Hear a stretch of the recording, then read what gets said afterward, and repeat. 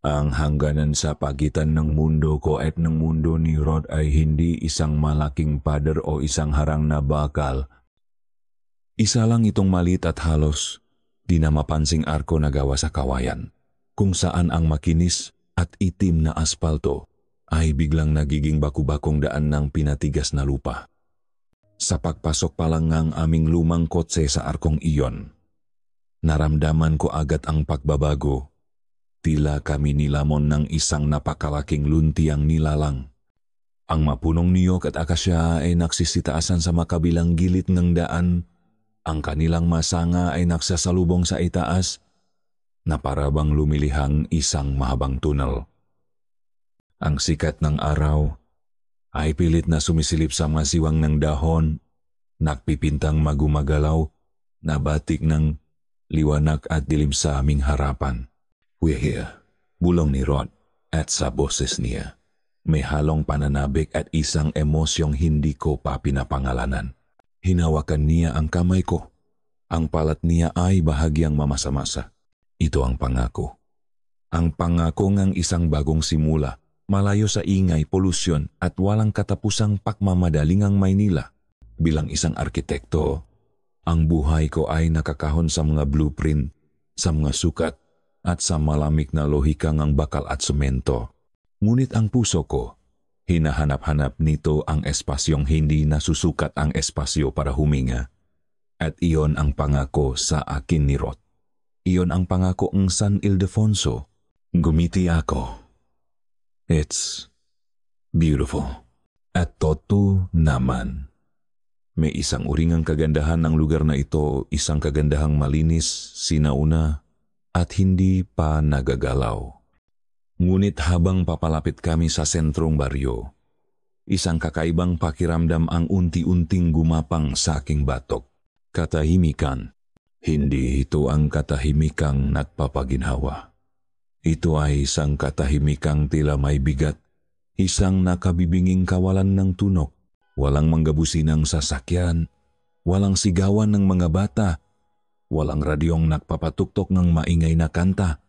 Tanging ang marahang pagaspas ng manggadahon at ang kaluskos ng magulong ng aming sasakyan sa tuyong lupa.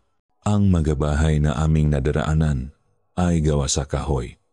Karamihan ay may magabintanang kapis na tila maulap na mamatang nakatingin sa amin. May ilang tao sa mga bintana. Ang kanilang mga mukha ay tila mga anino lamang, mga silwatang hindi gumagalaw, nagmamasit lang habang kami dumaraan. Isang malamig na kuryente ang dumaloy sa aking gulugod. "Everyone seems shy," sabi ko. Pilit na pinapasigla ang aking boses. "They're just not used to new faces," sagot ni Rod. Pero ang mata niya ay diretso sa daan. Ang kanyang daliri ay mahigpit na nakakapit sa manibela, lalo na sa mga taga-Maynila. Sa wakas, huminto kami sa harap ng isang bahay na bahagyang mas malaki kaysa sa iba. May dalawang palapak ito, pininturahan ng puti na ngayon, ay medyo kupas na at napapalibutan ng isang hardin ng magumamela at sampaguita. Sa may pintuan, isang babaeng may edad na, payat ngunit mukhang matatag ang naghihintay. Ang kanyang buhok ay may mahibla ng puti, nakatali sa isang simpleng pusot. Nang bumaba kaming sasayan, isang matamis na ngiti ang sumilay sa kanyang labi. "Rod, anak." "Melania." Iyon si Aling Sla, ang ina ni Rod. Sa makwento ni Rod, siya ay isang santa, isang babaeng punong kabutihan at pananampalataya, at sa unang tingin, mukhang hindi nakamali si Rod. Lumapit siya sa amin. Ang kanyang braso ay nakabukas. Niyakap niya ng mahigpit si Rod, pagkatapos ay bumaling sa akin. Ang kanyang yakap ay mainit at punong pagtanggap. Amoy siyang sabong sampagwita at bahagyang sinang araw. "Welcome home nga anak," sabi niya. Ang kanyang mata ay nagpapakitang tunay na kagalakan. "Naku, Melanie, iha, mas maganda ka pa pala sa mga litrato. Hali kayo, pumasok kayo." Pagod na pagod. "Siguro kayo sa biyahe." Pinasunod niya kami sa loop. Ang bahay, tulad ng inaasahan ko, ay malinis at maayos. Ang sahig na gawa sa kahoy ay makintap na parabang kakapakinis lang. May amoy ng floor wax at na kung anong niluluto mula sa kusina. Sa isang sulok, may isang maliit na altar na may imahan ng mahal na birhen, kumpleto sa mga sariwang bulaklak at isang kandilang nakasindi. Lahat ay perpekto. Masyadong perpekto. Pasensya na sa bahay. Iha, simple lang. Sabi ni Aling Sala habang inaayos ang magamit namin. Pero sana maging komportable ka dito. Ituring mo itong sarili mong tahanan. Naku, maraming salamat po. Nay, sagot ko. At naramdaman ko ang pakinit ng aking mapisngi. Ang pagtawag sa kanyang nanay ay tila natural lang. Actually po, napakaganda po dito. Napakatahimik. Tumango si Aling Sala. Ang kanyang ngiti ay hindi nawawala. Oh, tahimik talaga dito sa San Ildefonso. Iyon ang yaman namin. Kapayapaan. Ang gabing iyon ay lumipas ng payapa. Nahapunan kami ng masarap na tinolang manok na niluto ni Aling Sala. Ang kwentuhan ay magaan tungkol sa mga alalang kabataan ni Rod, sa trabaho ko sa Maynila, sa mga plano namin para sa hinaharap sa bawat sandali. Lalo akong napapahanga sa kabutihan ni Aling Sala. Siya ang biyenang pinapangarap ng lahat. Ngunit nang tuluyan ng bumagsak ang dilim, ang katahimikang hinangaan ko kaninang umaga ay nakbago ng anyo. Naging isang kumot ito na tila sumasakal sa buong baryo.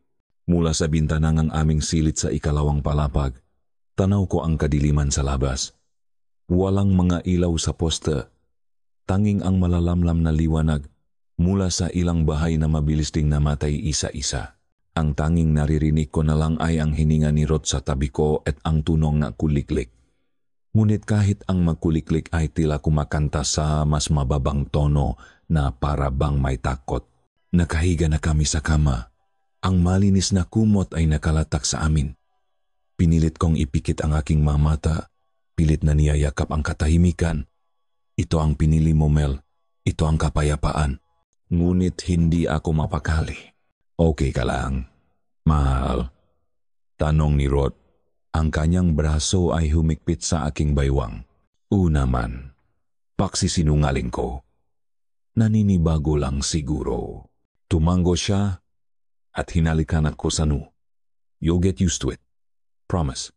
Sinubukan kong maniwala sa kanya. Pinakinggan ko ang kanyang pahinga na unti-unting lumalalim habang siya ay nakakatulog. Pinilit kong isipin ang aming kinabukasan dito, isang simpleng bahay na ididisenyo ko. Isang hardin, marahil ay maanak na tatakbo sa ilalim ng mapuno, ang pangako.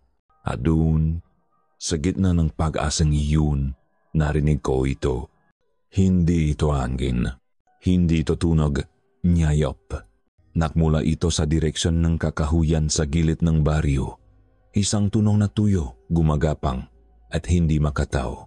Isang bulong na parang tunong ng libu-libong tuyong dahon na sabay-sabay na kinakalatkat sa lupa, ngunit may himig, may ritmo, isang mahinang na tila may sinasabi sa isang wikang hindi ko naintindihan, isang wikang nilikha para sa lalamunang walang lawi. Agad akong napabangon. Ang magabalahibo sa aking braso ay naksitindigan. Rod. Halos pabulong kong tawag. Rod. Gazing. Ang pahilik ni Rod ay biglang natigil. Sa isang iglap, alam kong gising na siya. Hindi siya gumalaw, ngunit naramdaman ko ang biglang paninigas ng kanyang katawan sa ilalim ng kumot. Nananatili siyang nakapikit. Ngunit alam kong nakikinig din siya. Ang kakaibang tunog ay nagpatuloy, tila mas lumalapit. Rod, ano yun? Nanginginig kong tanong. Pagkatapos ng ilang segundo na parabang isang oras ang haba, dahan-dahan siyang gumalaw. Umupo siya, iniwasan ang aking mata at tumingin sa bintana. Wala yan, sabi niya. Ngunit ang boses niya ay pilit at may bahit ng takot. Hindi niya ito may tago. Hangin lang yan, mahal.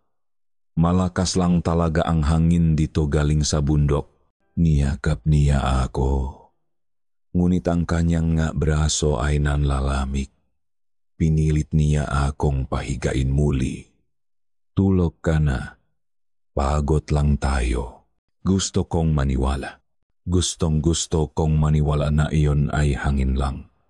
Ngunit habang nakahiga ako sa dilim, nakikinig sa katahimikang biglang bumalik, isang bagay ang malinaw sa akin.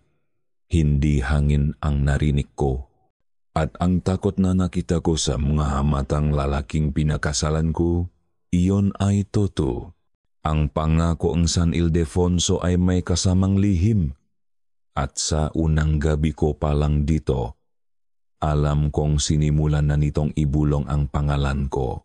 Kinaumagahan, sinubukan kong kumbinsihin ang sarili ko na ang lahat ay isang masamang panaginip lamang. Ang nakakakilabot na tunok, ang takot sa mamata ni Rod marahil, ay dala lang iyon ng pagod sa bayahe at ng paninibago sa lugar. Ang isip ng tao, kapag pagod, ay kayang lumikha ng mamulto sa kahit saang sulok. Good morning, mahal. Bati ni Rod. Ang kanyang boses ay mas masigla kaysa karaniwan. Masyadong masigla. Hinalikan niya ako sa pisngi at inabutan ng isang tasa ng mainit na kape. Si nanay, nasa hardin. Sabi niya, ipasyal daw kita sa baryo mamaya. Ngumiti ako, isang pilit na ngiti. Sige, maganda yan. Ang buong umaga ay ginugol namin sa pag-ayos ng aming magamit. Si Ruth ay walang tigil sa pakukwento ng makalokohan niya nung bata. Pilit na pinupuno ng masasayang salita ang bawat sandali ng katahimikan. Ngunit napansin ko kung paano bahagyang napipitlak ang kanyang mabalikat sa tuwing may maririnig kaming kaluskos sa labas. Napansin ko kung paano niya laging sinisigurong nakasara ang magabintana. Kahit na napakainit ng umaga, nakukunwari siyang normal at ang kanyang pagpapanggap ang mas lalong nagbibigay sa akin ng kaba. Pagkatapos ng tanghalian, nagpaalam akong maglalakad-lakad mag-isa. Kailangan kong makahinga. Kailangan kong patunayan sa sarili ko na ang baryong ito ay hindi ang halimaw na nabuo sa isip ko kagabi. Mag-ingat ka, iha, sabi ni Aling Sela. Habang nagdidilig ng kanyang halaman, ang kanyang mukha ay kalmado. Isang payapang isla sa gitna na aking lumalaking pangamba. Mababait ang matao dito, huwag kang mag-alala. Ngunit sa sandaling makalayo ako sa bakuran ng bahay ni Narod, ang pakiramdam ng kapayapaan ay unti-unting naglaho na parang hamok na tinunaw ng araw. Ang init ng tanghali ay tila mas matindi dito at ang alikabok mula sa daan ay dumidikit sa aking balat. At ang katahimikan, heto na naman. Bawat bahay na madaanan ko ay tila nakatikom ang bibig. Ang mapintuan ay nakasara. Ang mabintana ay tila mga madidilim na matang walang buhay. Ngunit alam ko, nararamdaman ko, na sa likod ng mabintanang iyon, may mga matang nakatingin. Sa tuwing lilingon ako, wala akong makitang kahit sino, ngunit kapag tumalikod na ako, nararamdaman ko ang magatitih na bumabaon sa aking likuran, malamig at mabigat. Sinubukan kong ngitian ang isang matandang babaeng nagwawalis sa kanyang bakuran. Tumingin lang siya sa akin, blanko ang ekspresyon, bago mabilis na pumasok sa kanyang bahay at isinara ang pinto. Ang pakiramdam ay hindi na lang pakahilang. Ito ay pakabahala. Isang malinaw na mensahe na hindi ako kabilang dito. Habang papalapit ako sa lugar na mukhang sentro ng baryo, isang maliit na plaza na may tindahan at isang kapilya, isang lalaki ang humarang sa aking daan. Matangkat siya at may edad na. Ang kanyang balat ay kulay kape at kulubot na dahil sa sikat ng araw. Ang kanyang mata ay matalim. At ang kanyang muka ay guhit-guhitan ng hirap at ng isang autoridad na hindi mapakakaila. Sino ka? Tanong niya. Ang kanyang boses ay magaspang, tulad ng tuyong lupa. Ako po si Mel. Sagot ko, pilit na hindi pinapalata ang geking kaba. Asawa po ko ni Rod. Rodolfo de la Cruz. Ang pagbanggit sa pangalan ni Rod ay hindi nakatulong. Sa halip, ang mamatang lalaki ay mas lalong tumalim. Tinitigan niya ako mula ulo hanggang paa. Na para bang sinusuri ang bawat hiblang aking pagkatao. Si Kulas, pagpapakilala niya. Ako ang kapitan ng baryo. Hindi niya inilahat ang kanyang kamay. Nanatili lang siyang nakatayo ron. Isang pader na hindi ko malalampasan. Kumusta po? Sabi ko na lang. Bumuntong hininga si Mang Kulas. Isang tunok na punong pagod at inis. Lumapit siyang isang hakbang at napansin kong bahagyang nangangamoying tabako at alak ang kanyang hininga. Makinig ka, Ineng, sabi niya. Ang kanyang boses ay mas mahina na ngayon, ngunit mas may bigat. Ang mga taga Maynila ay hindi dapat napapadbad dito. Hindi ito isang payo. Isa itong babala. Ang paraan ng pagkakasabi niya noon ay nakpadala na yelo sa aking mga ugat. Pepasensya na po? Narinig mo ako, sabi niya. Bago ako talikuran at maglakad palayo, iniwan akong nakatayo sa gitnang daan, nanginginig. Ang paglalakad pabalik sa bahay ay tila mas mahaba. Ang pakiramdam na pinapanot ako ay mas tumindi pa. Ngayon, hindi na lang ito haka-haka. Ang bawat aninong puno, bawat siwang sa bintana, ay tila may hawak na isang pareskang matang punong pakamuhi. Ang sinabi ni Mang Kulas ay umalinggaw-ngaw sa aking isipan. Hindi ka dapat napapadapad dito. Nang makarating ako sa bahay, sinalubong akong ngiti ni Aling Sala. Ang init ng kanyang pagtanggap ay isang malaking kontradiksyon sa lamig na naramdaman ko sa labas. Sa lupngang bahay na ito, ako ay pamilya. Sa labas, ako ay isang dayuhan. Isang kaawe, pinilit kong kalimutan ang nangyari. Marahil ay masyado lang akong sensitibo. Marahil ay kailangan lang manahon para matanggap akong nga taga-baryo. Dumating ang gabi.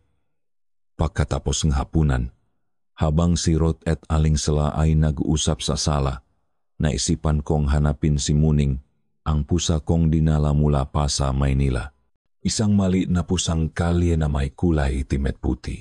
Siya ang munting pirasong dati kong buhay na dinala ko sa bagong mundong ito. Hindi ko siya makita sa loob na bahay. Muning? Psst! Muning! Tawag ko. Lumabas ako sa likod bahay. Ang hangin ay malamig na at ang buwan ay nagsisimula ng sumilip. Ang hardin ni Aling Sala ay tahimik. Ang bulala ay nakatikom na. Muning, nasaan ka na ba? Naglakad ako patungo sa isang malaking puno ng mangga sa dulong bakuran.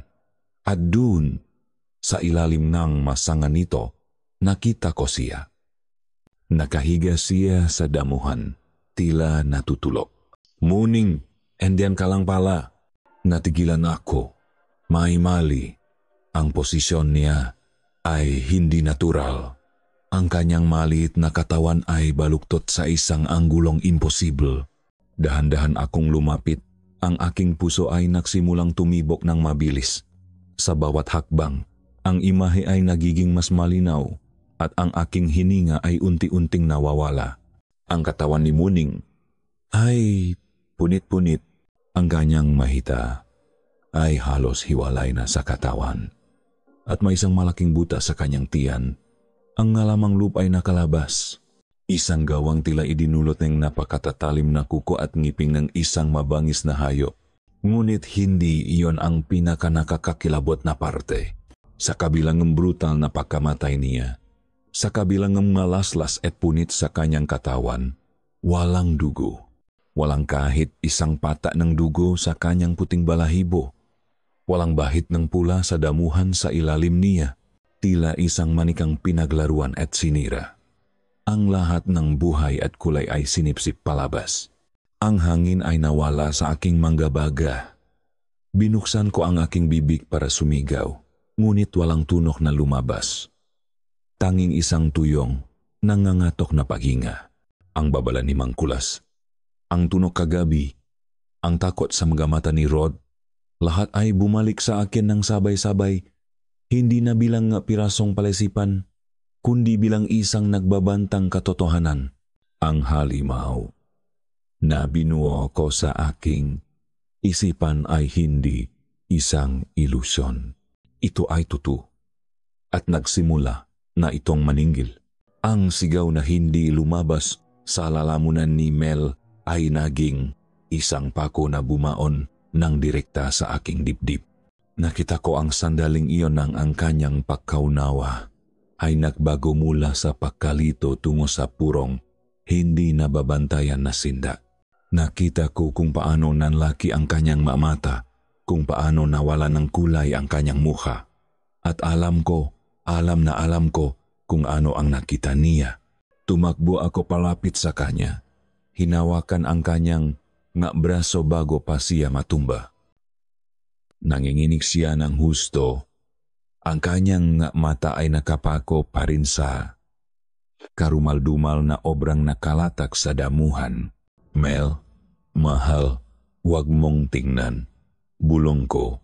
Pilit na inihaharap ang kanyang mukha sa aking dibdib. Ngunit huli na, ang imahe ay nakatanim na sa kanyang isipan. Rod, yung pusa. Nahihirapan niyang sabi. Ang kanyang boses ay basak. Si nanay ay lumabas mula sa kusina. Ang kanyang mukha ay nagpapakita ng pag-alala. Ngunit nang makita niyang eksena sa ilalim ng puno ng mangga, isang panandaliang pagbabago ang dumaan sa kanyang mata, isang kislap ng pagkilala, ng pagkaunawa na mas malalim kaysa sa pagkabigla. Isang kislap na mabilis niyang itinago sa likod ng isang maskara ng awa at pagkatakot. Diyos ko! Sigaw niya na nag-aantanda ng krus. Anong klaseng hayop ang gumawa niyan? Hayop. Iyon ang kasinungalingan. Iyon ang pader na muli naming itatayo sa pagitan ni Mel at ng katotohanan. Baka asunggala. Nay, sabi ko, ang bigat ng kasinungalingan ay tila isang bato sa aking dila. O baka isang malaking musang mula sa gubat. Halika na, Mel. Pumasok na tayo sa loop. Dinala ko si Mel sa loop ng bahay, palayo sa tanawing iyon. Umiyak siya ng umiyak sa aming silid, hindi dahil lang sa isang alagang hayop na namatay, kundi dahil sa brutalidad nito sa kawalan ng katwiran. Umiyak siya para sa pakawalan ng kapayapaan na inaasahan niya. At sa bawat hikbi niya, ang pako sa aking dibdib ay mas lalong bumabaon. Dahil kasalanan ko ito, lahat ng ito ay kasalanan ko. Pagkatapos ng halos isang oras, tumahan din siya. Ngunit napalitan ito ng isang nakakabinging katahimikan. Humiga lang siya sa kama, nakatalikod sa akin, nakatitik sa pader. Alam kong kailangan niya na espasyo. Bumaba ako at nakita ko si nanay na nagtitimplang na sa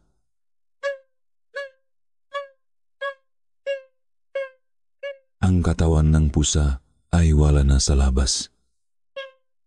Alam kong inilibing na niya ito.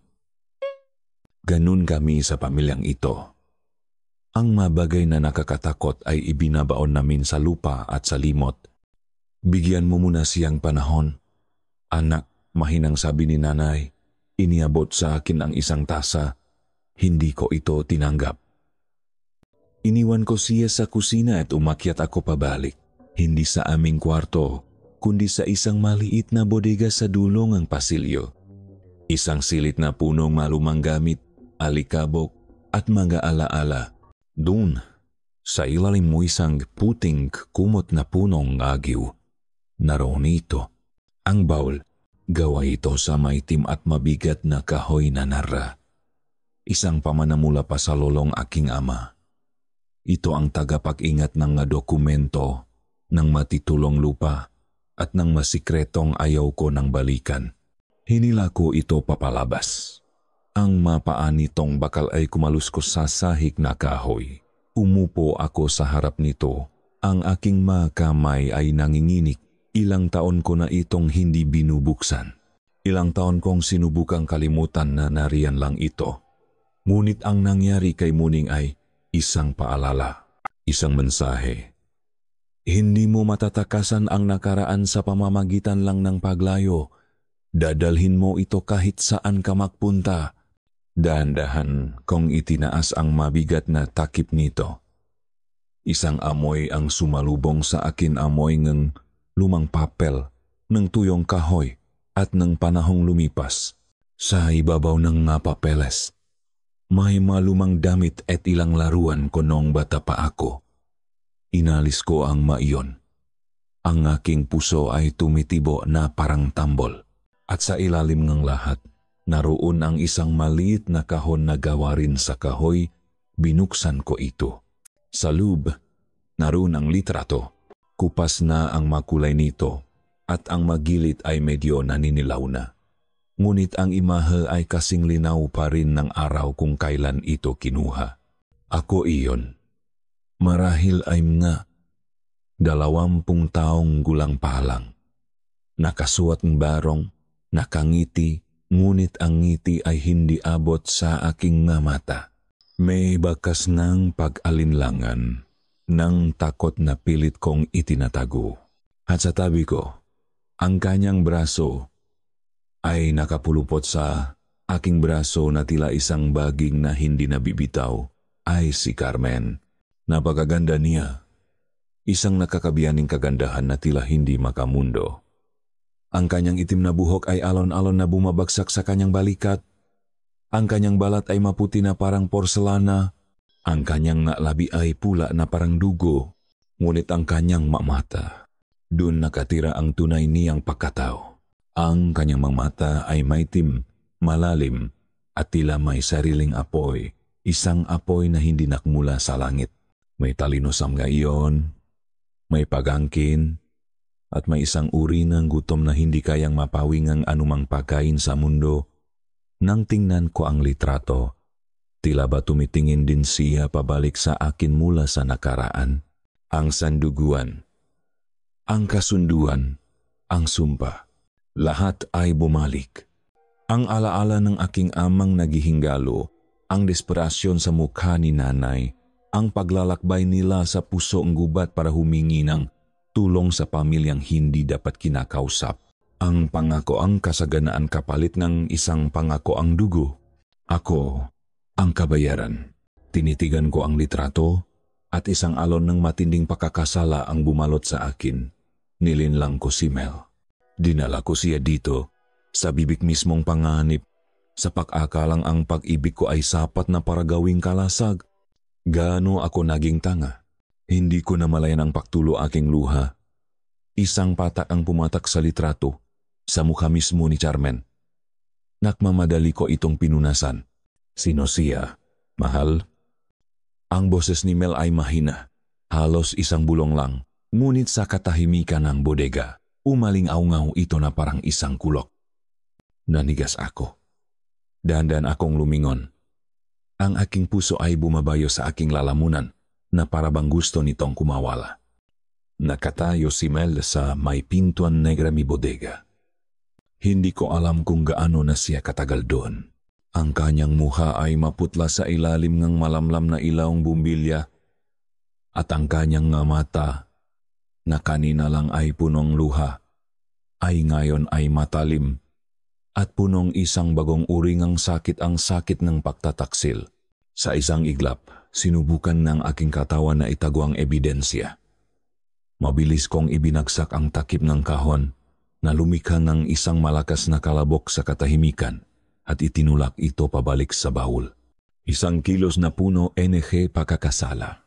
Mel, anong ginagawa mo dito? Tanong ko, ang boses ko ay garalgal. Akala ko, Akala ko, nagpapahinga ka. Hindi siya gumalaw. Ang kanyang nga mata ay hindi nakatingin sa akin, kundi sa baul na nasa pagitan namin, sa kung saan ko itinago ang litrato. Nakita ko, Rod, ulit niya. Ang kanyang boses ay walang emosyon, na mas nakakatakot pa kaysa sa isang sigaw. Sino siya? Ang hangin sa silid ay tila naging solidong bato, mabigat at mahirap langhapin. Ang bawat kasinungalingan ay nakunahan sa aking isipan. Bawat isa ay mas mahina kaysa sa nauna.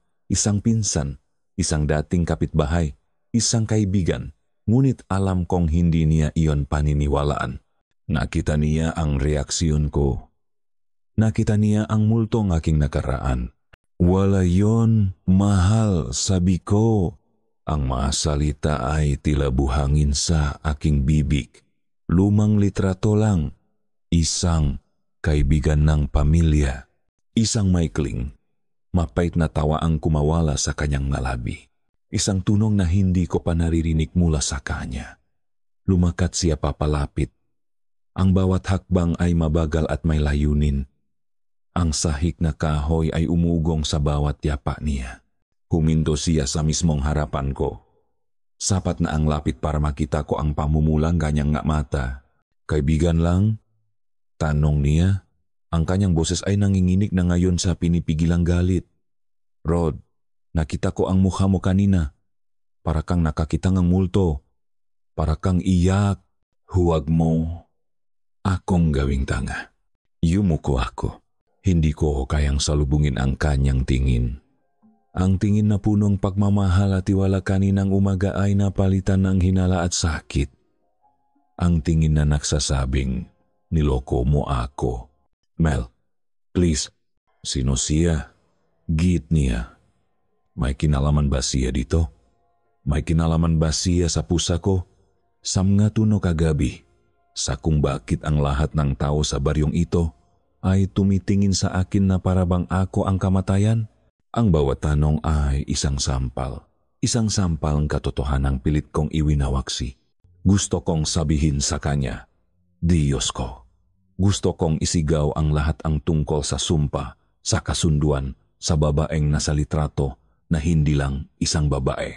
Gusto kong sabihin sa kanya na tumakbo kami, na umalis sa lugar na ito at huwag nang lumingon pa. Ngunit ang takot ay isang ahas na pumupulupot sa aking lalamunan. Hinihigpitan ang bawat salitang gustong kumawala. Kapag sinabi ko sa kanya ang totoo, ang mundo niyang nakabatay sa lohika at katwiran ay guguho. At kapag nalaman nila na alam na niya, hindi ko kayang isipin kung ano ang maari nilang gawin. Ang pananahimik ko ang naging sagot. Naramdaman ko ang pagbabago sa kanya. Ang init ng kanyang galit ay napalitan ng isang bagay na mas malala, isang malamig na pagtanggap. Isang pag-unawa na may pader sa pagitan namin, isang pader na ako mismo ang nagtayo. Tumalikod siya. Bakit hindi mo masabi sa akin, Rod? Tanong niya. Hindi na nakatingin sa akin. Ang kanyang boses ay basak na muli. Ngunit hindi dahil sa awa, kundi dahil sa pakasirang puso. Ano pa ba ang hindi ko alam tungkol sa lugar na to? At tungkol sa iyo? Hindi siya nahinteng sagot.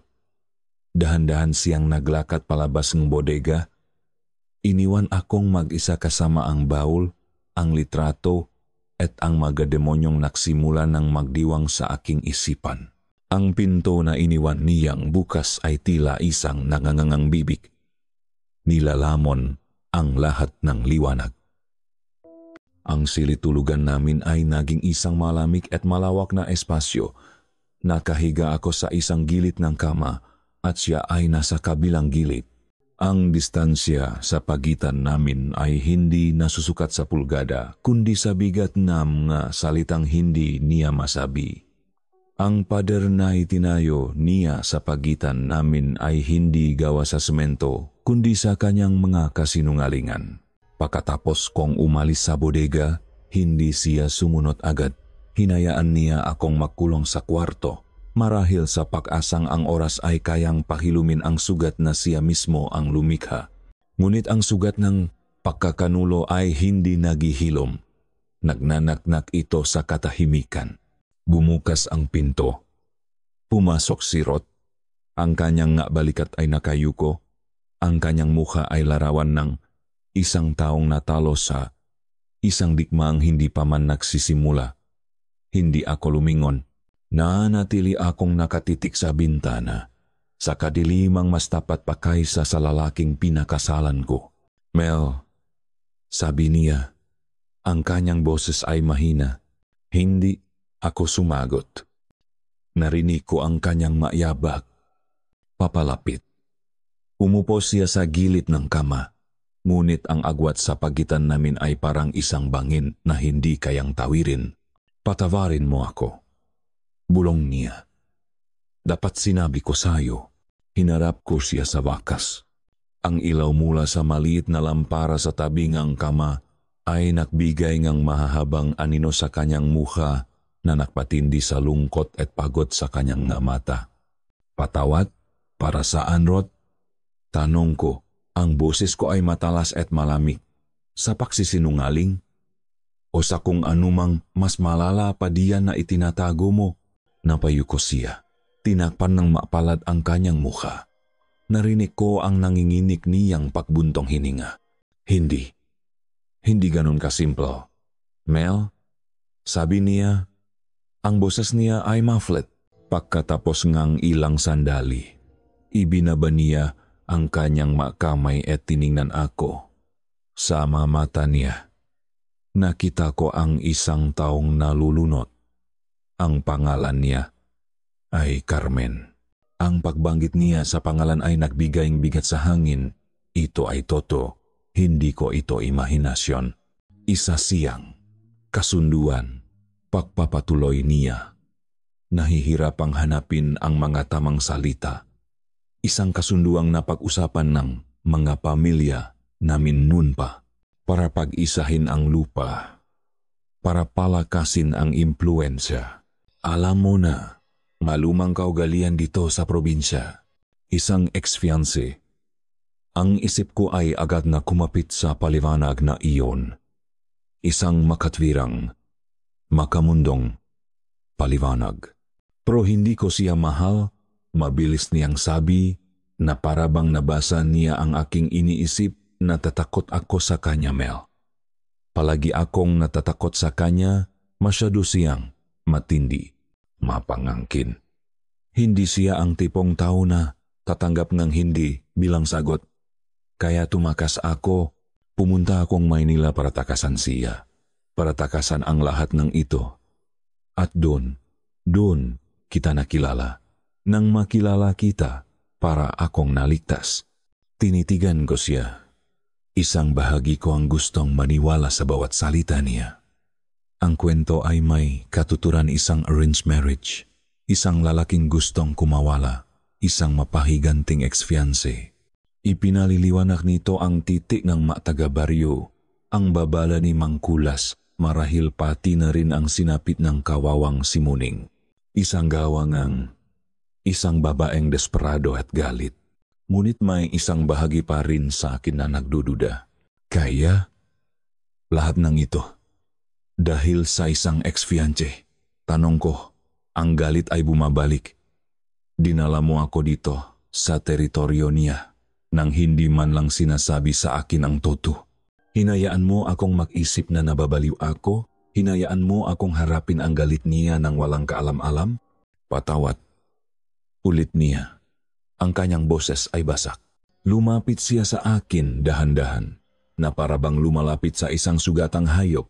Akala ko kapag nandito na tayo, kapag nakita niyang kasal na ako at masaya, titigilan na niya ako. Akala ko magiging ligtas tayo. Sa kabila ng galit, may isang bahagi sa akin na nakahinga ng maluwag. Ang takot sa hindi nakikita, sa hindi may paliwanag, ay napalitan ng isang takot na may pangalan at mukha. Isang babaeng nasaktan, isang slosang ex. Iyon ay problemang naintindihan ko. Iyon ay problemang galing sa mundo nga tao. Hinayaan ko siyang yakapin ako. Isinupsop ko ang aking muha sa kanyang dibdib. Hinahayaang ang init ng kanyang katawan ay maging isang pansamantalang lunas sa lamig ng aking takot. Ang galit ko ay naroon pa rin. Isang nagbabagang uling sa ilalim ng aking dibdib. Ngunit sa ibabaw nito ay may isang manipis na patong ng ginhawa. Isang babae. Isang selosang babae. Hindi isang multo. Hindi isang demonyo.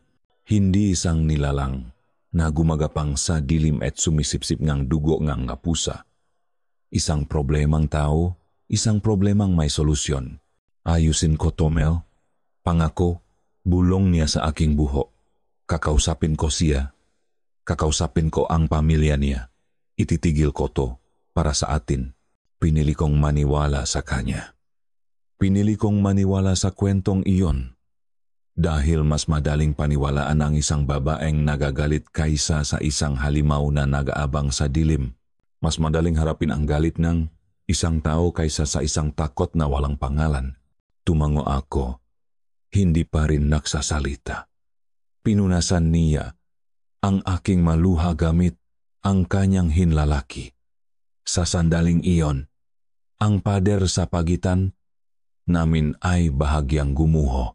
Nakatulog si Rod na yakap-yakap ako. Ngunit ang aking isipan ay gising na gising. Pinoproseso ang bawat piraso ng katotohanang ibinigay niya. Si Carmen. Ang pangalan ay umuukit sa aking utak. Sinubukan kong isipin ang kanyang mukha, ang mukhang babae sa litrato. Maganda, ngunit may panganib sa kanyang nga mata. Siya ba ang pumatay sa aking pusa? Siya ba ang bumubulong sa hangin?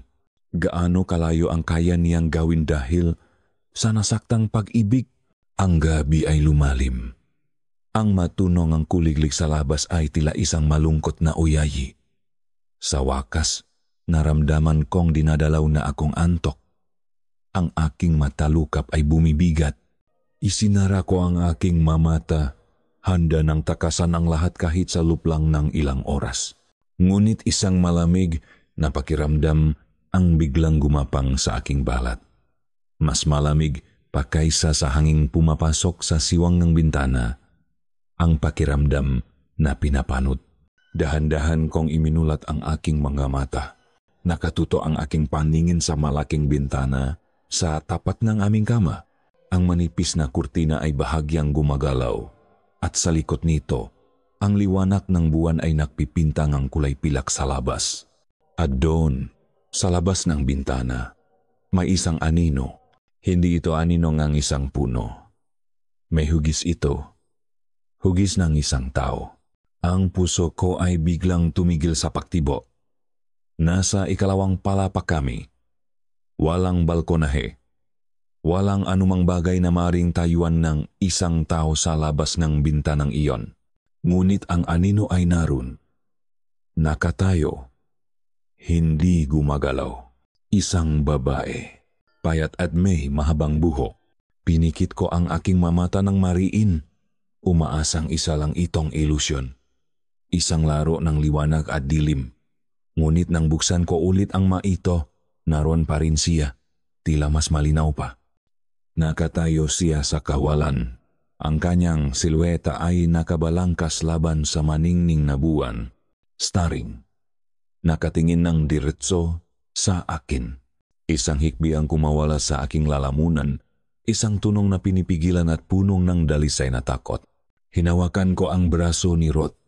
Ang aking nga kuko ay bumaon sa kanyang balat. Rod, halos hindi ko marinig ang sarili kong boses. Rod, gising. Nagising siya. Nag-aalala. Mel, anong problema? Sinundan niya ang direksyon ng aking nanginginig na daliri na nakaturo sa bintana. Sa isang iglap, kasabay ngang paglingon niya, ang anino ay naglaho. Nawala na parang isang bulang sabon na pumutok.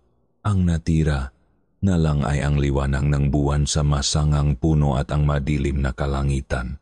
Mahal, wala namang tao diyan, sabi ni Rod. Ang kanyang boses ay nag-aalala. Sinusubukang pakalmahin ako, ngunit ako'y hindi na makikinig. Humarap ako sa kanya. Ang aking mata ay nanlalaki sa katotohanang unti-unti kong niyayakap. Ang ginhawang naramdaman ko kanina ay ganap ng naglaho, napalitan ng isang bagay na mas malala pa, isang nagyayilong katiyakan. Iyon ay si Carmen. Alam ko. Etang paliwanag ni Rod, ang kanyang kwento tungkol sa isang selosang ex-fiancé ay isang kasinungalingan o marahil isang pira-pirasong katotohanan. Dahil ang babaeng nakita ko sa labas ng aming bintana na nakatayo sa hangin ay hindi lang isang babae. Walang tulok ang lumipas sa gabing iyon. Bawat dapyo ng hangin sa bintana, bawat kaluskos ng dahon sa labas ay nagpapadala ng kuryente sa aking buong katawan. Nakahiga ako, hindi gumagalaw, nakukunwaring tulok, ngunit ang aking isipan ay isang magulong karera nga imahe ang aninong ang babae sa labas ng bintana, ang katawan ng pusakong walang dugo, ang takot sa mga mata ni Rod. Ang kwento niya tungkol kay Carmen ay isang sirang kumot punong butas, hindi sapat para takpan ang nagyayalong katotohanan na nagsisimula ng bumalot sa akin. Kinaumagahan, ang araw ay sumikat na parang walang nangyari. Ngunit ang liwanag nito ay hindi na nakapagbigay ng ginhawa. Tila isa na lamang itong ilaw sa entablado na mas lalong nagbibigay linaw sa dumi at panganib na hindi ko nakita noon. Si Rod ay kumikilos ng may pilit na kasiglahan. Naktimpla siyang kape, nahanda ng almusal. Ngunit napansin ko kung paano niya sinigurong nakakandado ang pinto sa likod bahay kahit sa umaga. Napansin ko kung paano bahagyang lumilingon ang kanyang ulo sa tuwing may tunok na nanggagaling sa labas. Ang aming bahay na dapat sanay aming kanlungan ay naging isang kulungan na kami mismo ang nakandado. Pupunta lang ako sa tindahan sa bayan. Sabi ko pagkatapos na almusal. Kailangan kong makalayo sa nakakasakal na pagpapanggap sa loob ng bahay. Sasama ako, mabilis niyang sabi. Huwag na, sagot ko. Mas malamig kaysa sa aking inaasahan. Kaya ko, kailangan ko lang ang hangin. Bago ako makaalis, nilapitan ako ni Aling Sala. May hawa siyang isang maliit na kwintas. Hindi ito gawo sa ginto o pilak. Ang mabutil nito ay mabutil bawang na sinasabayan ng maliliit at tuyong madahon na hindi ko makilala. Lahat ay nakatali sa isang pulang sinulit. Isuot mo ito, iha, sabi niya. Ang kanyang boses ay mahinahon ngunit may bigat ng isang utos.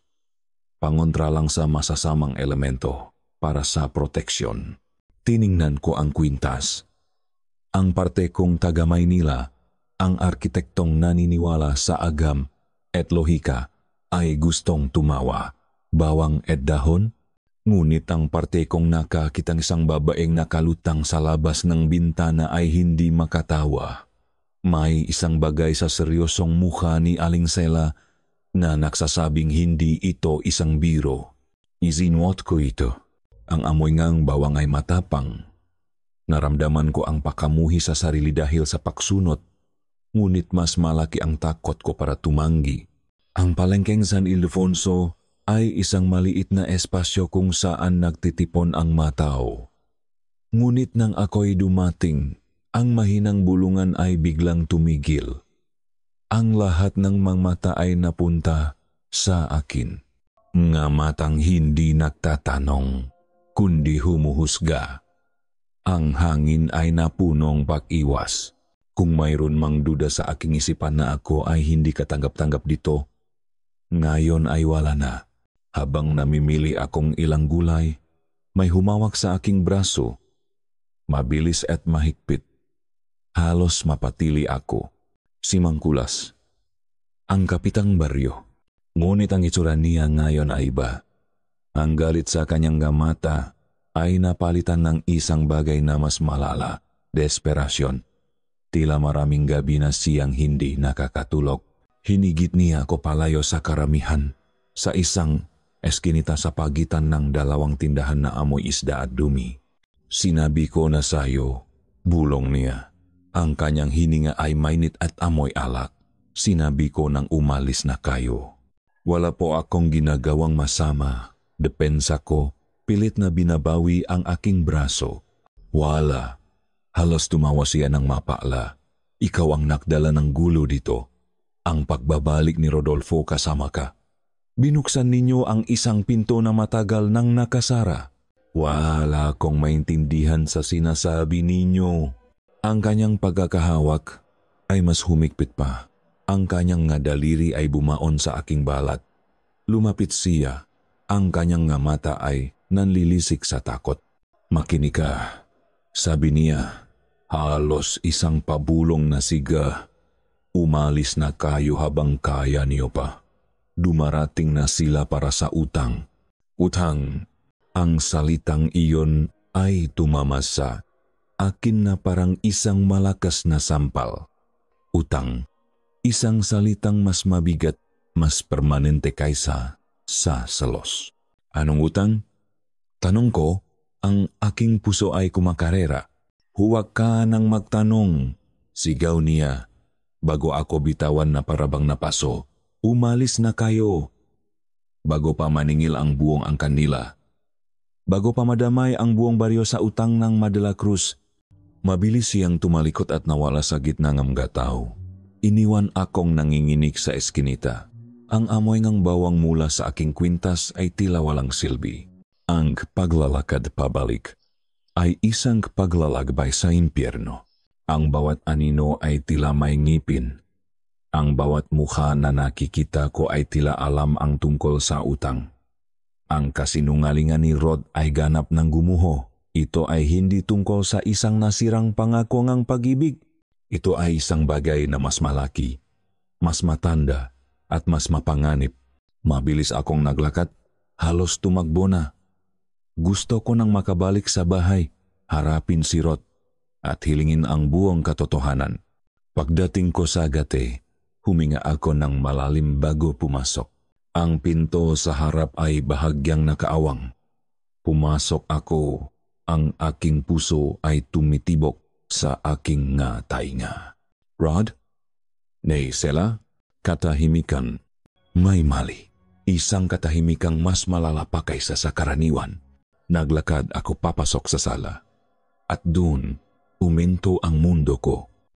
Sa sahi, sa dingding, sa mamuables, lahat ay puno ng bira-pirasong bawang at tuyong dahon.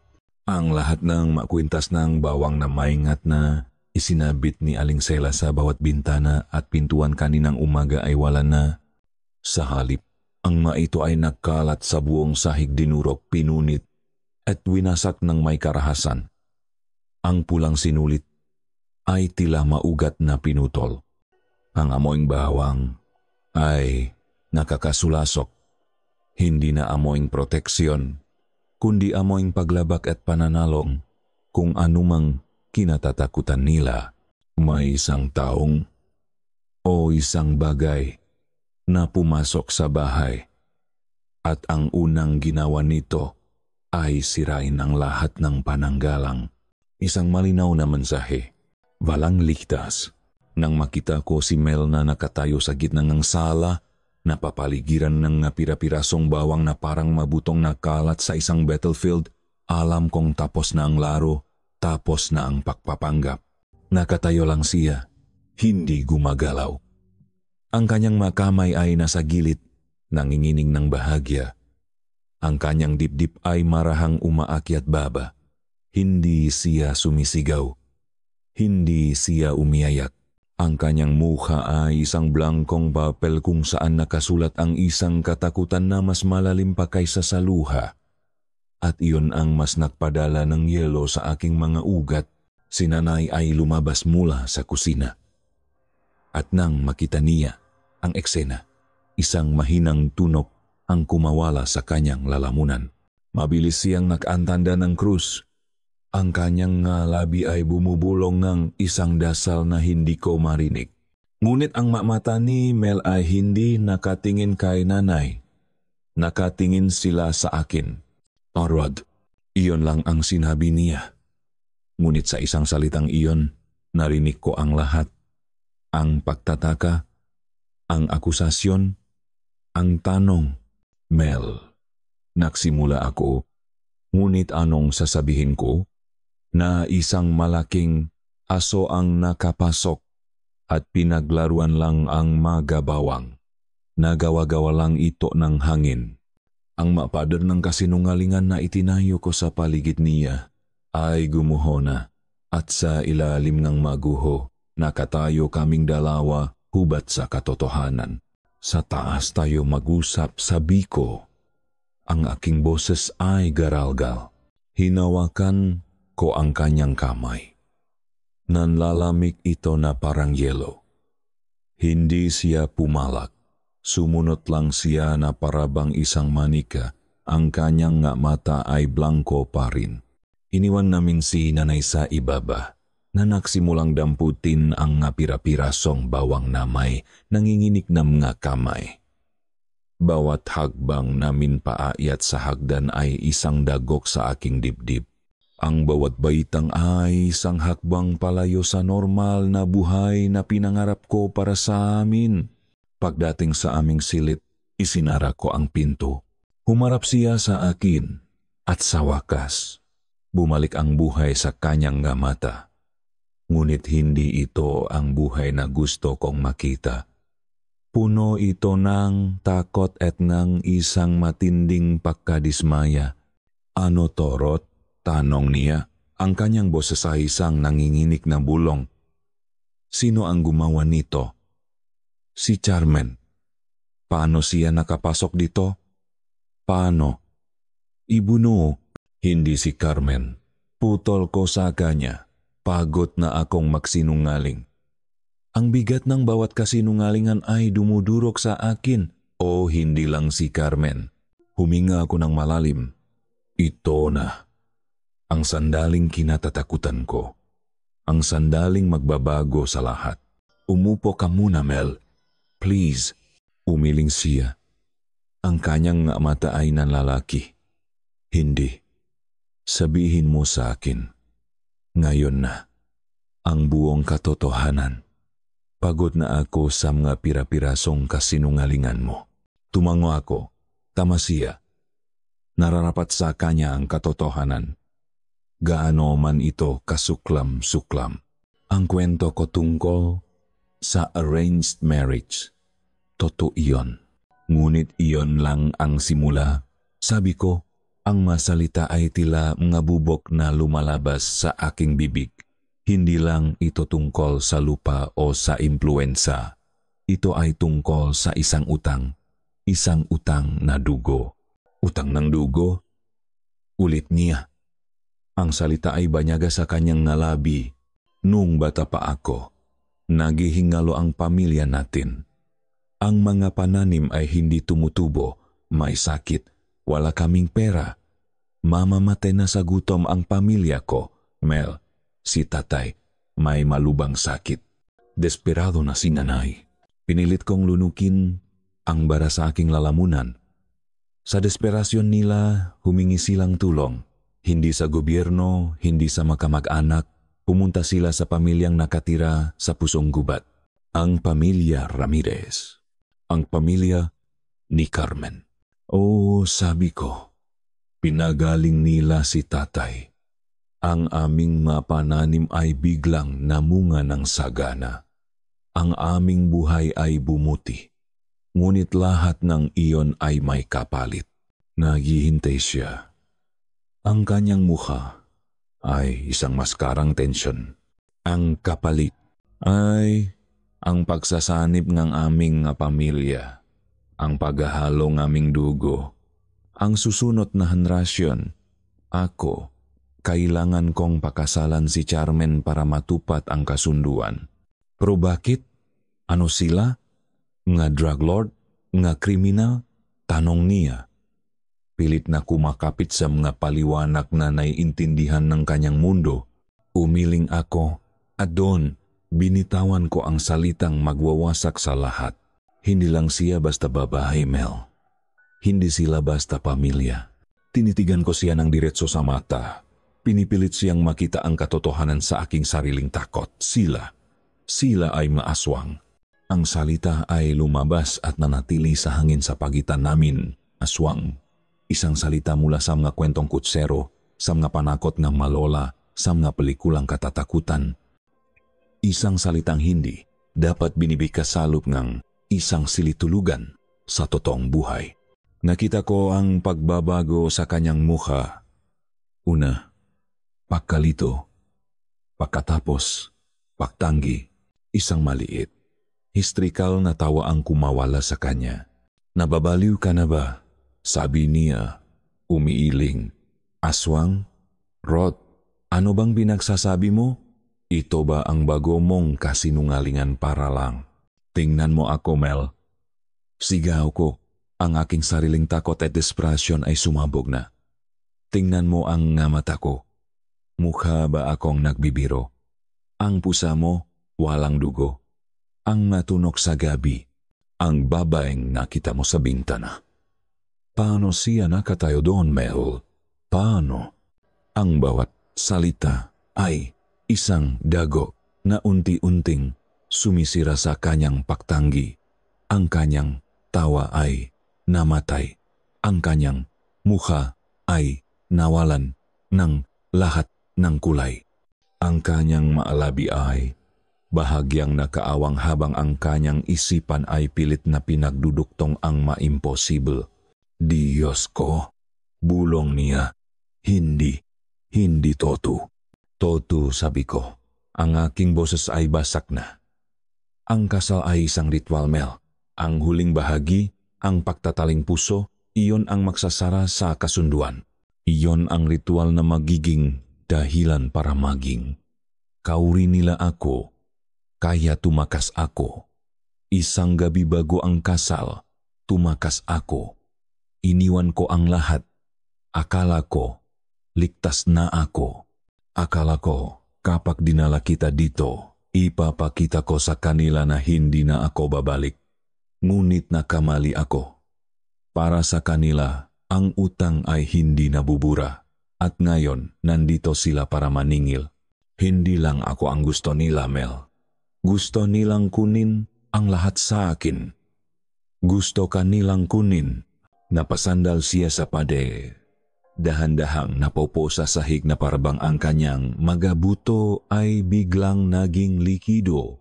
Ang kanyang mundo ang mundong gawa sa mga anggulo, sukat at lohika ay nabasag na parang salamin sa kanyang paanan. Ang itsura sa kanyang mukha ay hindi natakot. Ito ay ang itsura ng isang taong tumitingin sa isang bangin ng kabaliwan at nararamdaman ang pagila nito. Halimaw, bulong niya.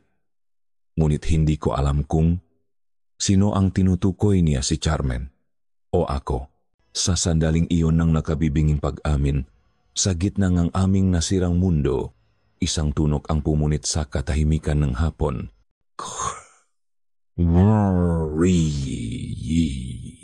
Isang marahas at malakas na kalaskas sa bubong. Tila may daang matutulis na kuko na sabay-sabay na kumakaskas sa irong bubong. Isang tuno na nagpatindik sa lahat ng balahibo sa aking katawan. Nakatinginan kami ni Mel. Ang aming nga mata ay nanlalaki sa parehong sindak. At pagkatapos, kasunod ng kalaskas, isang tunok ang bumaba mula sa aming siminea. Hindi ito hangin. Hindi ito hayop. Isang halahak. Isang halahak na hindi galing sa tao. Matinis, mapanukso, at punong kabaliwan. Isang tawang nagyelo sa dugo. Isang tawang nagmumula sa lalamunan ng isang halimaw. Isang tawa na parabang sinasabi, nandito na kami. Ang halahak na iyon. Hindi ko ito narinig sa loob ng halos 10 taon. Ngunit kinilala ko ito agad. Ang katawan ko ay hindi tumugon ng may pagkabigla tulad ng kay Melanie o takot tulad ng kay Rodolfo. Ang katawan ko ay tumugon ng may pagod na pagkilala. Ang pagkilala ng isang may utang sa boses ng kanyang maniningil. Mula sa ibaba, narinig ko ang nakakabinging kaluskos sa bubong at pagkatapos ay ang tawang iyon na gumapang pababa sa tsiminea na parang isang makamandag na usok.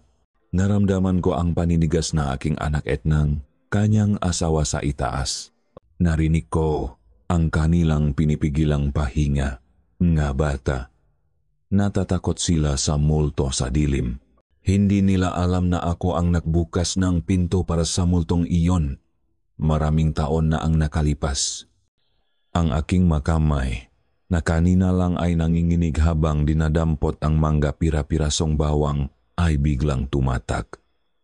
Hinawakan ko ang rosaryong nakasabit sa aking lik. Ngunit hindi ako nagdasal para sa tulong langit. Hinawakan ko ito bilang isang paalala sa pananampalatayang hindi sumagot noong ako'y tumatawag. Ang aking isipan ay lumipat pabalik. Hindi sa alaala ang isang masayang nakaraan, kundi sa isang bangungot na toto. 30 taon na ang nakalipas. Ang San Ildefonso ay hindi isang tahimik na paraiso. Ito ay isang tuyong impyerno. Ang lupa ay bita-bita na parang labing uhaw. Ang mahapali ay dilaw at pati bago pa man mamunga. Isang sakit na tinatawag nilang ang tuyong ubo ang kumakalat sa baryo. Kinukuha ang mga matatanda at mga bata. Ang simbahan ay laging puno. Ngunit ang langit ay nanatiling sarado. Ang aking asawa, si Arturo, ang ama ni Rodolfo, ay isa sa mga tinamaan. Isang malakas na magsasaka. Ang kanyang katawan ay unti-unting kinakain ng sakit. Ang kanyang balat ay naging kulay lupa at ang kanyang pakubo ay tunok ng isang punong pinuputol. Dinala ko sa kanya ang lahat na albularyo. Pinainom ang lahat na uri ng pinakuluang dahon. Ngunit araw-araw, mas lumalapit siya sa libingan. Isang gabi, habang binabantayan ko siya, narinig ko ang kanyang bulong, "Sala, ang anak natin." Si Rodolfo noon ay isang maliit na bata pa lamang. Payat at laging gutom. At sa mga mata ng aking asawa, nakita ko ang pinakamatinding takot ng isang ama. Ang iwanan ang kanyang pamilya ng walang kalaban-laban. Sa gabing iyon, isang desisyon ang nabuo sa loop ng aking pusong pagod na kung ang Diyos ay bingi, kakatok ako sa ibang pinto. Kinabukasan, bago pa man sumikat ang araw, naglakad ako, hindi papunta sa simbahan, kundi papunta sa gubat. Sa gubat kung saan sinasabingang matatanda na naninirahan ang hindi dapat pangalanan ng angkan ngang mga Ramirez. Mga mangkukulam sabing iba, mga nilalang ng gabi sabing nga mas matatakutin. Ngunit may isang bagay na pinagkakasunduan ng lahat, sila ay makapangyarihan. Ang daan patungo sa kanilang tirahan ay hindi isang ordinaryong landas. Tila ang mapuno mismo ang gumagalaw para itago ito. Ngunit ang aking desperasyon ay isang sulo na mas maliwanag kaysa sa aking takot. At natakpuan ko ito, isang malaking bahay na gawa sa maitim na kahoy. Nakatayo sa gitna ng isang luntiang lugar na tila hindi tinatablan ng taktuyot. Ang halaman ay malulusok. Ang hangin ay malamig. Lumabas ang isang babae para salubungin ako. Hindi siya si Carmen. Siya ang ina nito, ang matriarch si Idaya. Hindi siya mukhang halimaw. Mukha siyang isang reyna matangkat.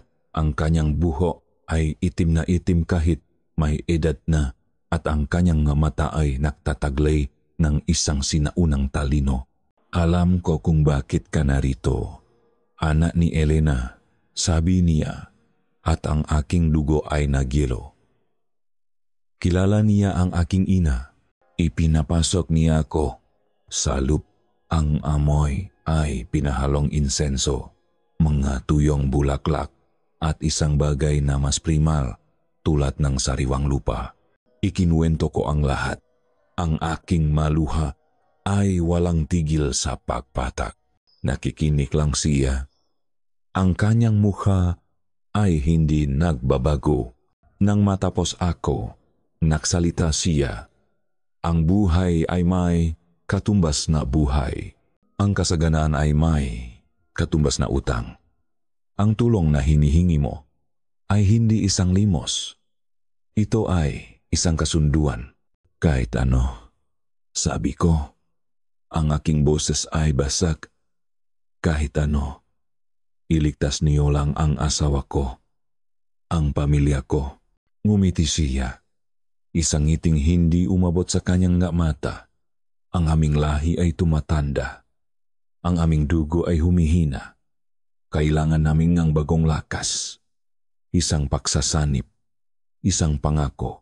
At dun, inilahat niya ang kasunduan. Ang sanduguan. Gagaling si Arturo. Ang aming lupa ay muling magiging sagana. Ang gutom ay hindi na muling kakatok sa aming pinto. Ang kapalit, ang aking panganay, ang aking si Rodolfo, ay ipagkakasundo sa kanyang anak na si Carmen. Ang kanilang pagsasama ang magiging selyo ng kasunduan, isang paghahalo ng dugo na magpapatibay sa kanilang angkan at magpapatuloy sa aming kasaganaan. Sa sandaling iyon, hindi ko nakita ang isang halimaw na humihingi ng isang kaluluwa. Ang nakita ko lang ay isang solusyon. Isang ina na nagliligtas sa kanyang pamilya. Pumapayag ako, bulong ko. At sa isang salita, ipinagbili ko ang kinabukasan ng aking anak. Ang aking isipan ay bumalik sa kasalukuyan. Mula sa ibaba, narinig kong bumukas ang pintong silid sa itaas. Maya-maya, nakita kong bumaba si Melanie. Ang kanyang mukha ay wasak sa pagkatanto. Sumunod si Rodolfo, mukhang isang sundalong sugatan. Nakatingin ako sa kanila, sa aking anak na minarkahan ko, at sa babaeng mahal niya, isang inosenteng tupa na dinala sa katayan. Pagkatapos ng ilang oras, sa wakas ay bumigay din ang kanilang mga katawan. Si Melanie ay nakatulog sa isang silya sa sala. Ang kanyang pahinga ay mababaw, ang kanyang mukha ay may bakas pa ngang matuyong luha. Si Rodolfo ay nakaupo sa sahig sa tabi niya. Binabantayan siya. Ang kanyang mga mata ay nawawala sa kawalan. Tinitigan ko silang dalawa. Tinitigan ko si Melanie. Mahal ko siya. Sa maikling panahon, itinuring ko siyang tunay na anak. Ang kanyang tawa, ang kanyang kabaitan, ang pag-asang dinala niya sa malungkot na bahay na ito lahat ay totoo. Ngunit ang pagmamahal ko sa aking anak, kay Rodolfo, ay isang apoy na kayang sunugin ang lahat. Ang kasunduan ay nangangailangan ng dugong de la Cruz, isang pagsasanip. Ngunit hindi nito sinabi kung kaninong puso ang dapat kunin sa huli. Ang pagtakas ni Rodolfo ay nagbigay sa akin ng panahon. 10 taon para mag-aral. 10 taon para hanapin ang magabutas sa isang kasunduang isinulat sa dugo at natakpuan ko ito. Isang mapanganib, halos imposibleng paraan para putulin ang tanikala. Isang kontraritual, ngunit nangangailangan itong isang bagay, isang kabayaran. Isang sakripisyo. Tumingin ako muli kay Melanie na mahimbing na natutulog. Isang inosente. Isang hando na hindi niya alam na iniaalay. Ang pagmamahal ni Rodolfo sa kanya ang kanyang kalasak, ngunit ito rin ang naglalagay sa kanya sa pinakamatinding panganib. Dahan-dahan, akong tumalikot at pumasok sa aking silid. Kinuha ko ang aking rosaryo at inilagay ito sa aking altar. Pagkatapos, mula sa ilalim ng aking kama, kinuha ko ang isang maliit na kahon na hindi ko binuksan sa loop ng maraming taon. Sa loop nito ay hindi isang rosaryo, kundi isang lumang balisong. Ang bakal nito ay may kulay pilak at may mga nakaukit na salitang hindi na mabasa. Pamana pa itong aking lola. Isang bagay na sinabi niyang panlaban sa hindi nakikita. Hinawakan ko ito ng mahigpit. Ang bakal ay malamig sa aking palad. Ang pag-ibig ng isang ina ay may 2 muha. Ito ay kayang lumikha. at kaya nitong sumira. Gagawin ko ang lahat para iligtas ang aking anak, kahit na ang kapalit ay ang kaluluwang isa pa, o ang sarili ko. Tumingin ako sa dilim sa labas ng aking bintana at bumulong sa aking sarili sa mga aninong alam kong nakikini. Patawarin mo ako, anak, ngunit kailangang may magbayad. Ang halakak mula sa tsimene ay hindi dahan-dahang naglaho. Bigla itong tumigil na parabang isang kamay ang biglang tumakip sa bibig ng kung sinumang tumatawa. At ang katahimikang pumalit ay 1,000 beses na mas masahol. Ito ay isang katahimikang may laman. Isang katahimikang naghihintay. Nakatayo kaming tatlo sa silid, ako, si Rod at si Aling Sela, para kaming mga estatuang nagyelo sa takot. Ang aking isipan, na kanina lang ay wasak dahil sa katotohanan, ay ngayon ay may isang fokus na lang. Ang tunok na iyon. At ang ibig sabihin nito, nandito na kami. Sa ibaba, utos ni Rod. Ang kanyang boses ay nanginginig ngunit may bakas ng awtoridad. Sama-sama tayo. Huwag tayong maghihiwalay. Bumaba kami sa hagdan. Bawat hakbang ay maingat na para bang ang isang maling tapak ay magigising sa isang bagay na natutulak. Ang sala ay madilim. Ang tanging liwanag ay nagmumula sa isang maliit na ilaw sa kusina. Ang mapira-pirasong bawang na nakakalat sa sahig ay tila malapidan ng aming normal na buhay. Sinimulan ni Rod ang isang despradong ritual ng pag-ingat. Isa-isa niyang sinuri ang mga bintana, sinisigurong mahigpit ang pagkakasarang ng matrangka. Kinuha niya ang pinakamabigat na upuan at itinukot sa pinto sa harap. Habang siya ay kumikilos, si Aling Sela naman ay tahimik na nagdarasal sa isang sulok. Mahigpit na hawak ang kanyang rosaryo. Ang kanyang ngalabi ay walang tigil sa paggalaw. Ang kanyang pananampalataya ay dapat sanang maging isang ali. Ngunit sa akin, tila isa na lamang itong walang saysay na bulong laban sa isang paparating na bagyo. At nagsimula na nga ang bagyo. Una, ang makaluskos.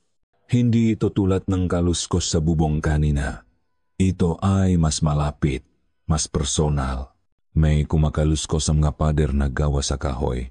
Isang tunok na tila mga mahahaba at matutulis na kuko na dahan-dahang kumakaskas, sinusubukan ang tibay ng aming kulungan. Nagsimula ito sa isang pader, pagkatapos ay lumipat sa isa pa hanggang sa tila ang buong bahay ay napapaligiran ng tunok na iyon, isang nakakabalif na orkestra ng kuko sa kahoy. Napahawak ako sa aking matainga. Rod, itigil mo yan. Sigaw ko kahit alam kong wala siyang magagawa. Pagkatapos, ang maanino sa sulok ng aking mamata, may nakikita akong mamabilis na paggalaw sa labas ng mabintana. Isang madilim na hugis na dumadaan ng mas mabilis pa sa isang kisap mata. Lilingon ako, ngunit wala na ito. Titingin ako muli, at may isa na namang dadaan sa kabilang bintana. Nilalaro nila kami. Tinatakot na parang madagasalop ng isang kahon. Huwag kang tumingin sa labas, Mel, sabi ni Rod. Hinila ako palayo sa bintana. Ang kanyang mukha ay pinagpapawisan. Ang kanyang mata ay ligaw. Huwag mo silang pansinin. Ngunit paano mo hindi papansinin ang isang bagay na gustong magpakita sa iyo? At ang pinakamasaklap sa lahat, ang mga boses. Mel, anak, ang dugo ko ay nadyelo. Ang boses na iyon, kilalang kilala ko. Galing iyon sa labas ng pinto sa kusina. Ang boses ng nanay ko. Ana, papasukin mo kami. Malamig dito sa labas. Napasulyap ako kay Rod. Ang aking mga mata ay nagtatanong. Nagmamakaawa na sabihin niyang hindi ko iyon narinig. Ngunit ang itsura ng kanyang mukha ay nagsasabi ng lahat. Narinig din niya. Huwag kang maniwala diyan, Mel. Hindi siya yan. Mariin niyang sabi. Ang kanyang nga kamay ay nanginginig na ngayon. Bakit nakasarang pinto, Mel? May problema ba? Ang boses naman ngayon ay mula sa bintana sa sala. Ang boses ngang tatay ko. Ang kanyang malumanay at nag-alalang boses na palaging nagpapakalma sa akin noong bata pa ako. Ngayon, ginagamit ito bilang isang sandatalaban sa akin. Isang hikbi ang kumawala sa aking lalamunan. Tinapan ko ang aking matainga. Ngunit ang maboses ay hindi naririnig ng aking pandinig, kunding aking kaluluwa. Nga, demonyo! Sigaw ni Aling Sla mula sa kanyang sulo. Mas nilakasan pa ang kanyang pagdarasal. Nga impostor, sa pangalan ng Ama, ang kanyang dasal ay pinutol nga isang malakas na kalabok sa pinto sa harap na parabang isang malaking bagay ang buong lakas na ibinangga dito. Ang upuang itinakot ni Rod ay umusat ng ilang pulgada. Naporong kaming lahat sa gitnang sala, magkakadikit na ngayon. Ang aming malikot ay nakaharap sa isa't isa, nakatingin sa lahat ng direksyon. Ang bahay na ito, na simbolong aming bagong simula, ay naging aming libingan. Ang pader ay hindi na proteksyon. Ang maito na ang magilit ng aming kabaong. Ang pambobomba sa aming pandinig at isipan ay nagpatuloy ng walang tigil. Ang makaluskos, ang maanino, ang matini nga aking mamagulang na paulit-ulit na tumatawag. Minsan ay nagmamakaawa, minsan ay nagagalit. Nawalan akong pakiramdam sa oras. Ang bawat minuto ay isang oras. Ang bawat oras ay isang kawalang hanggan. Ang tanging alam ko lang ay ang pagbilis ng tibok ng aking puso, ang lasang takot sa aking bibig, at ang malamig na pawis sa aking likod. Napatingin ako kay Rod na hawak-hawak ngayon ang isang mabigat na patpat na bakal mula sa siminea. Ang kanyang mukha ay isang maskara ng desperadong paksuwe. Pagkatapos, sa gitnang kaguluhan, isang tunog ang nanig sa lahat. Click. Isang maliit, simpleng tunog. Ang tunog ng pakpatay ng kuryente. Lahat ng ilaw sa bahay ay namatay. Kami ay nilamon ng isang ganap, hindi mapasok na kadiliman. Kahit ang liwanag ng buwan sa labas ay tila kinain ng gabi, ang kaluskos at boses ay biglang tumigil. Ang tanging naririnig ko na lang ay ang tatlong pares ng baga na desperadong humihinga sa dilim. Ang sa akin, ang kay Rod, at ang kay Aling Sla. Sa nakabibinging katahimikang iyon, isang bagong tunog ang nagsimula. Isang tunog na hindi marahas. Isang tunog na mas masahol pa mula sa pinto sa harap. Click. Dahan-dahan. Click. Malinaw. Mekanikal. Click. Ito ang tunog ng trangkang pinto na dahan-dahang binubuksan. Hindi sinisira. Hindi pinuwersa. Binubuksan mula sa labas. Ang bawat click ng trangka ay isang pagampas ng martilyo sa aking dibdib. Sa bawat tunog, mas lalong nawawalan ng hangin ang silit. Ang dilim ay hindi na isang kumot. Isa na itong pader na pumipiga sa amin. Nakahawa ako sa braso ni Rod. Ang aking madaliri ay bumaon ng napakalalim na siguradong makiwan ng marka, ngunit hindi ko ito mabitawan. Ito na lang ang aking angkla sa mundong. Ito na unti-unti nang nagiging isang bangungot. Ang huling click ay ang pinakamalakas. Isang nakabibinging katahimikan ang sumunod. Walang gumagalaw, walang humihinga. Lahat kami ay nakatingin sa pinto sa harap. At dahan-dahan, nagsimula itong bumukas. Isang mahaba at nakakakilabot na langit-ngit ang pumunit sa katahimikan habang ang pinto ay gumagalaw papasok. Isang manipis na guhit ng liwanag mula sa buwan ang pumasok na parabang isang sugat sa kadiliman. Unti-unti itong lumapat at sa siwang na iyon, isang silweta ang nabuo. Hindi ito isang halimaw na may mapangil at kuko. Hindi ito isang nilalang na may mapakpak na parang paniki. Isang babae. Humakbang siya papasok sa bahay at kasabay ngang kanyang pagpasok, tila ang lahat ng ingay sa labas ay namatay. Ang mga kaluskos, ang mga bulong lahat ay naglaho, na parabang ang buong hukbo ay huminto para bigyan daan ang kanilang reyna. Isinara niya ang pinto sa kanyang likuran ng walang tunok. Ang tanging liwanag na lang ay ang nagmumula sa mga siwang ngang bintana na nagbibigay ngang sapat na ilaw para makita siya, ang babay mula sa litrato, si Carmen. Mas maganda siya sa personal at mas nakakatakot. Ang kanyang itim na buhok ay umaalon sa kanyang likuran.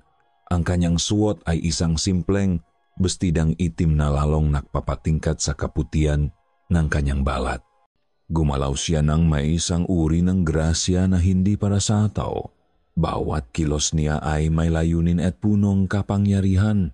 Ang kanyang mata madilim at malalim ay hindi tumingin sa akin, hindi rin kay Aling Sla. Nakapako ang maito kay Rod.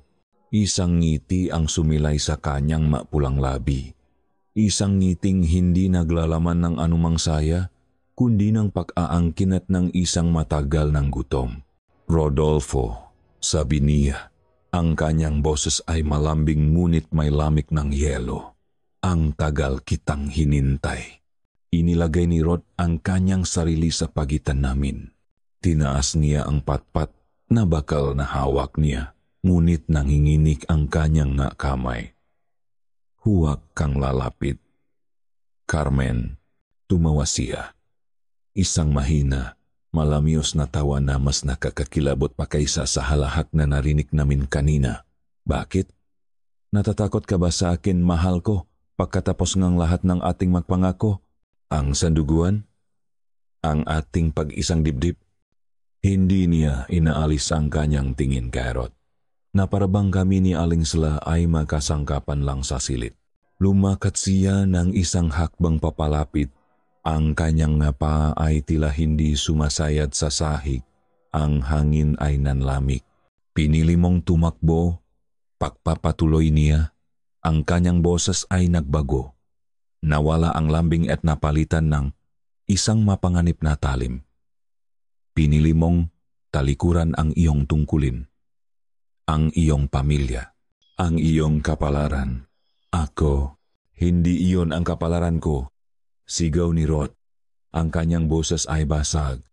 Ang kapalaran ko ay ang mamuhay ng payapa. Sa wakas, ang mga mata ni Carmen ay gumalaw. Dahan-dahan, lumipat ang tingin niya mula kay Rod patungo sa akin. Naramdaman ko ang kanyang titih na parang isang pisikal na bagay. Isang kamay na gawa sa yelo na humahaplos sa aking mukha. Sinuri niya ako mula ulo hanggang paa at sa kanyang mamata, nakita ko ang pinahalong awa at pakasuklam. Ito, tanong niya. Ang kanyang boses ay punong pangungutya na parabang ako ay isang bagay na nakakadiri na nakita niya sa ilalim ng kanyang sapatos. Ito ang ipinalit mo sa akin, isang mortal, isang mahinang babae mula sa siyudad na amoy, alikabok at takot. Naramdaman kong nanuyo ang aking lalamunan. Gusto kong sumagot, ngunit walang salitang gustong lumabas. Lumakat siya ng isa pang hakbang papalapit. Ngayon ay nakatingin na siya ng diretso sa aking mamata. Hindi ka nababagay dito. Sabi niya, ang bawat salita ay isang suntok. Ang hangin dito ay hindi para sa iyong nga baga. Ang lupaing ito ay tumatanggi sa iyong ngayapak. Bumalik ka sa iyong kulungang semento. Bumaling siyang muli kay Rod. Ang kanyang ngiti ay nakbalik.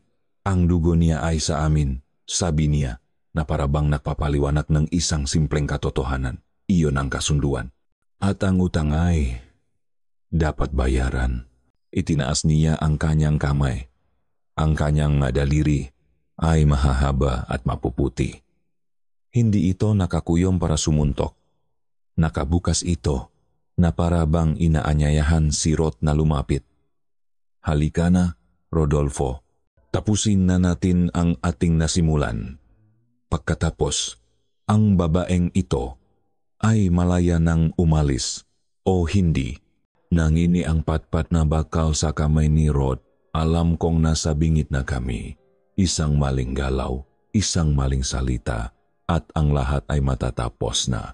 Ngunit bago pa man may makakilos, isang boses ang pumuto sa tensyon.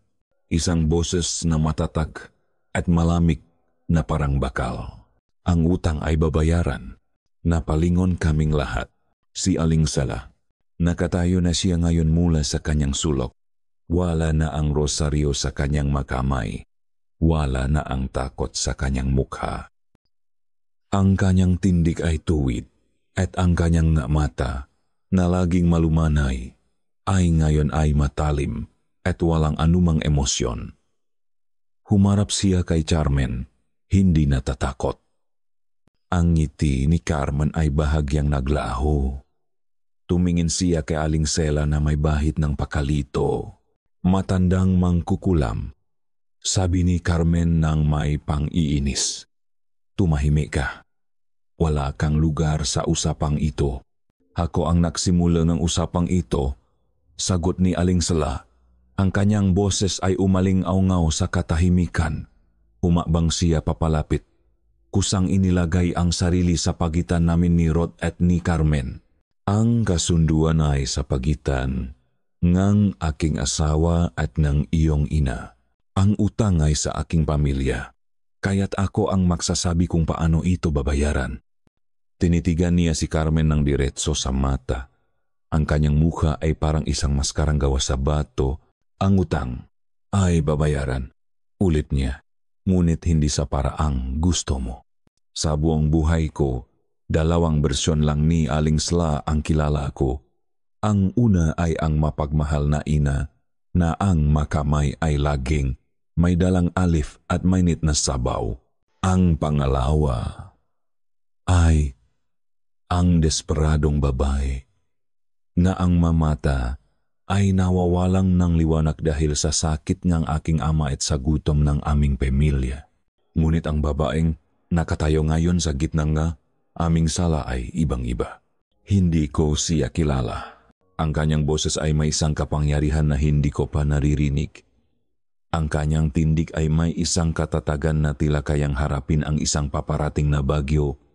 At sa kanyang mata, may isang apoy na mas matanda at mas mapangani pa kaysa sa apoy na nakikita ko sa mga mata ni Carmen.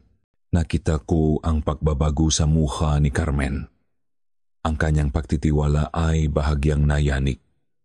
Pinalitan ito ng pakalito at pagkatapos ng isang dahan-dahang pagkaunawa na may mali sa eksenang ito.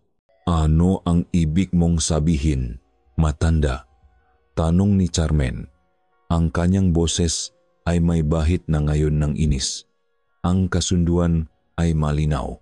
Dugo para sa kasaganaan, ang anak mo para sa akin. Nagbabasa ka lang isang pahinang aklat.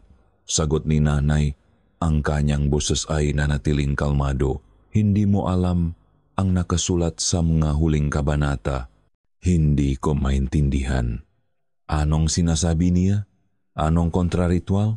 Sa lahat ng mga kwento, sa lahat ng takot na ipinamana sa akin, walang sinuman ang nakapagsabi na may paraan para labanan sila.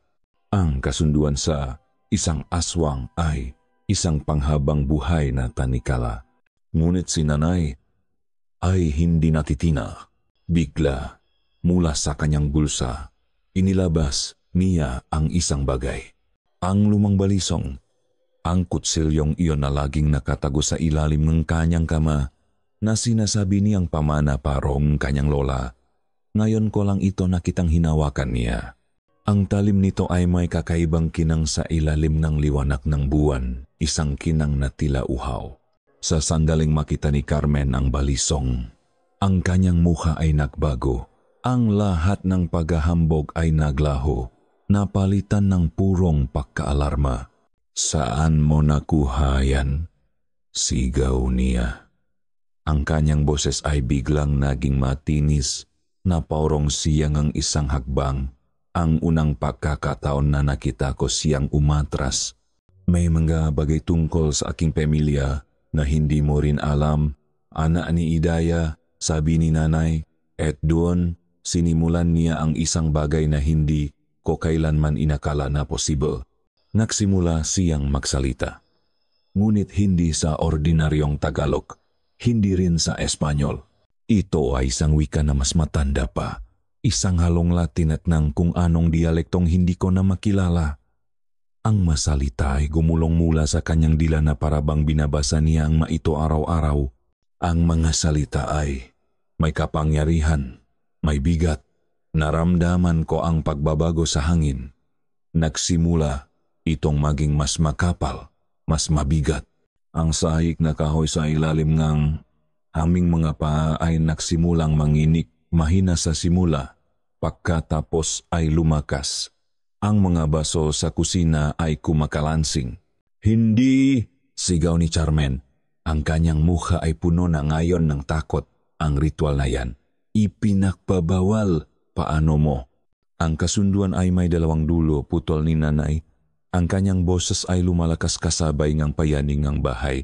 Ang nagbigay ng pangako ay may karapatang bawiin ito. Ngunit ang kabayaran ay dapat ibigay. Habang siya'y nagsasalita, ang mga anino sa sulok ng silid ay nagsimulang gumalaw. Tila humahaba ang mga ito, kumikilos na parang mga ahas na gawa sa dilim. Sa labas, ang katahimikan ay napalitan ng ngatunok, hindi na bulong o kaluskos, kundi mga sigaw. Mga sigaw ng sakit at galit. Ang buong angkan ng Ramirez ay nararamdaman ang ginagawa ni nanay. Itigil mo yan, sigaw ni Carmen. Ang kanyang kagandahan ay unti-unting nawawala na parabang isang maskara na natutunaw. Ang kanyang balat ay tila namumutla at ang kanyang mata ay nagsimulang mag-apoy sa isang pulang liwanag. Hinawakan ko si Mel at inilayo pa. Manatili ka sa likod ko. Utos ko, kahit na ang aking sariling binti ay parang gustong bumigay. Ang aking ina, ang babaeng nagtimpla ng aking gatas, ay nagiging isang nilalang na hindi ko kilala. Sa harap mismo ng aking mata, ang kanyang ginagawa ay hindi banal. Ito ay isang bagay na kasing itim, kasing panganib ng mahikang ginagamit ng maaswang. Pater, qui dedit, tole qua eso, sigaw ni nanay. Ang kanyang mata ay nakapikit na ngayon. Ang kanyang mukha ay nakatinggala sa kisame. Ang balisong ay nakatutok sa itaas. Sanguinem pro sanguine, animam pro anima. Ama, ang nagbigay, bawin mo, nakikiusap ako. Dugo para sa dugo, kaluluwa para sa kaluluwa. Sa huling salitang iyon, isang malakas na hangin ang pumasok sa bahay na nakbukas ng lahat ng mabintana. Ang makurtina ay marahas na humahampas, ang magamit ay nagsimulang mahulog mula sa mga estante, at si Carmen ay sumigaw. Isang sigaw na hindi nagaling sa tao. Sa harap ng aming mata, ang kanyang katawan ay nagsimulang magbago. Ang kanyang buto ay tumuno ng malakas habang ang ito'y lumilipat sa ilalim ng kanyang balat. Puman, ang kanyang likod ay nabaluktot at dalawang malalaking bagay ang pumunit sa tela ng kanyang bestida, mapakpak na gawa sa balat, buto at itim na balahibo. Ang kanyang mukha ay humaba. Ang kanyang bibig ay lumapat na nagpapakita ng gilagit at mapangil na patulis. Siya na ngayon ang halimaw mula sa aking mabangungot, isang nilalang na kalahating tao, kalahating paniki. Hindi! Angil niya! Ang kanyang boses ay isang nakakakilabot na pinahalong sigaw at pag-ungol. Ang buhay mo ang kabayaran. Sa isang malakas na pagaspas ng kanyang mabagong pakpak, lumipat siya. Hindi patungo sa amin, kundi patungo sa aking ina. Ang utak kong sinanay sa lohika ay sumuko na. Wala nang paliwanag, wala nang katwiran. Ang tanging naririnig ko na lang ay ang pagtibok na aking puso na parang isang baliw. natambol at ang tuno ng nababaling buto at napupunit na laman. Sa harap ko, ang babaeng maganda na kinamuhian ko ay naging isang bangungot. Ang kanyang mga braso ay humaba at naging pakpak na gawa sa balat. Ang kanyang mukha ay naging isang nguso na punong pangil na tumutulo ang lawe. Ang tanging natira na lang sa kanya ay ang kanyang nga mata mamatang punong apoy at pagkamuhi na ngayon ay nakatuon sa isang target, si Aling Sala. Nanay, ang sigaw ni Rod ay isang tunong ng purong primal na takot. Binitawan niya ako at sumugot pasulong. Ang patpat na bakal ay itinaas niya na parang isang sibat. Susubukan niyang harangin ang lumilipat na halimaw. Susubukan niyang iligtas ang kanyang ina. Ngunit bago pa man siya makalapit, isang bagay ang nangyari. Tila siya bumangga sa isang pader na hindi nakikita. Isang malakas, di nakikitang puwersa ang nakpatalsik sa kanya paatras. Bumaksak siya ng malakas sa sahig, ilang talampakan lang mula sa akin. Hindi, sigaw niya. Sinusubukang tumayo muli, ngunit tila ang hangin sa paligid ni Aling Sala ay naging solidong salamin, isang kulungang hindi niya mapasok. Ang tanging nagawa ko ay mapakapit ng mas mahigpit sa aking sarili. Ang aking makuko ay bumaon sa aking balat na parabang ang simpleng pahawak na iyon ay pipigil sa paguhong buong mundo. Sumugot si Carmen kay Aling Sala. Ang kanyang nakuko na kasing haba at talim ng makutsilyo ay handang pumunit. Ngunit si Aling Sala ay hindi natinag. Sa isang kilos na hindi ko inaasahan mula sa isang matandang babae, umikot siya at sinalubong ang atake gamit ang maliit na balisong. Clang! Ang tunong bakal na tumama sa kuko ay umalingaw-ngaw na lumikha ng gakislap ng apoy sa dilim. Hindi ito isang ordinaryong kutsilyo. Hindi ito isang ordinaryong matanda. Itinula ni Aling Sela si Carmen palayo gamit ang isang lakas na hindi makatotohanan. Ang malaking halimaw ay tumilapon paatras. Bumaksak sa isa sa mga upuan at winasak ito. Sa kauna-unahang pagkakataon, nakita ko ang pagkabigla sa mga matang halimaw. Nakatayo si Aling Sala sa gitna ng kaguluhan. Ang kanyang pahinga ay malalim ngunit hindi pagod. Ang hangin ay umiikot sa paligid niya. Ang salitang Latin na binibigkas niya kanina ay tila nabuhay at naging isang kalasak sa kanyang paligid. Hindi mo na makukuha ang anak ko, sabi ni Aling Sala. Ang kanyang boses ay kalmado sa gitna ng bayo. Ang utang na ito ay sa akin at tatapusin ko ito ngayon. Umungol si Carmen. Isang tunong ang galit at pagkadismaya. Nakhanda itong sumugot muli. Ngunit sa sandaling iyon, tumigil si Aling Sala. Ang ritual, ang masalita, ang umiikot na hangin, lahat ay huminto. At sa nakabibinging, katahimikang iyon, lumingon siya. Ang kanyang mamata ay hindi na nakatingin kay Carmen. Nakatingin na sila sa amin ni Rod. Sa isang iglap, nawala ang apoy sa kanyang nga mata. Bumalik ang ina, ang lola, ang babaeng nagtimpla ng kape para sa akin. Nakita ko ang lahat sa kanyang tingin pagmamahal, pagsisisi, at isang nakakakilabot na pamamaalam. Isang butil ng luha ang gumulong sa kanyang pisngi. Mabuhay kayo, bulong niya. Isang salitang halos hindi marinig sa hangin, ngunit tumagos ito sa aking kaluluwa. Pagkatapos, bago pa man makasugot muli si Carmen, bago pa man makasiga muli si Rod, itinaas ni Aling Sela ang balisong. Hindi niya ito itinutok kay Carmen. Itinutok niya ito sa sarili, niyang dibdib. Nanay, huwag! Sigaw ni Rod. Ngunit huli na, walang pag-aalinlangan, walang takot. Sa isang mabilis at tiyak na kilos, itinuso niya ang balisong ng buong lakas sa kanyang puso. Ang oras ay tila bumagal. Nakita ko ang paglaki ng kanyang mamata, hindi sa sakit, kundi sa paglaya. Nakita ko ang isang maliit na ngiti sa kanyang malabi. At pagkatapos, isang liwanag ang sumabog mula sa kanyang katawan. Hindi ito ordinaryong liwanag. Ito ay isang puting apoy na dalisay at nakakapasong tingnan. Isang liwanag na hindi galing sa Diyos o sa demonyo, kundi sa isang bagay na mas sinauna, isang sakripisyo, isang kabayaran. Ang liwanag ay sumabog palabas. Nilalamon ang lahat sa kanyang daan. Hindi, iyon ang huling ziga ni Carmen. Nahuli siya sa gitnang puting apoy at nakita ko ang kanyang halimaw na anyo na unti-unting natutunaw na parang kandila. Ang kanyang balat ay nagiging abo. Ang kanyang pakpak ay nagliliyap. Ang kanyang sigaw ay naputol habang siya higanap na nilalamon.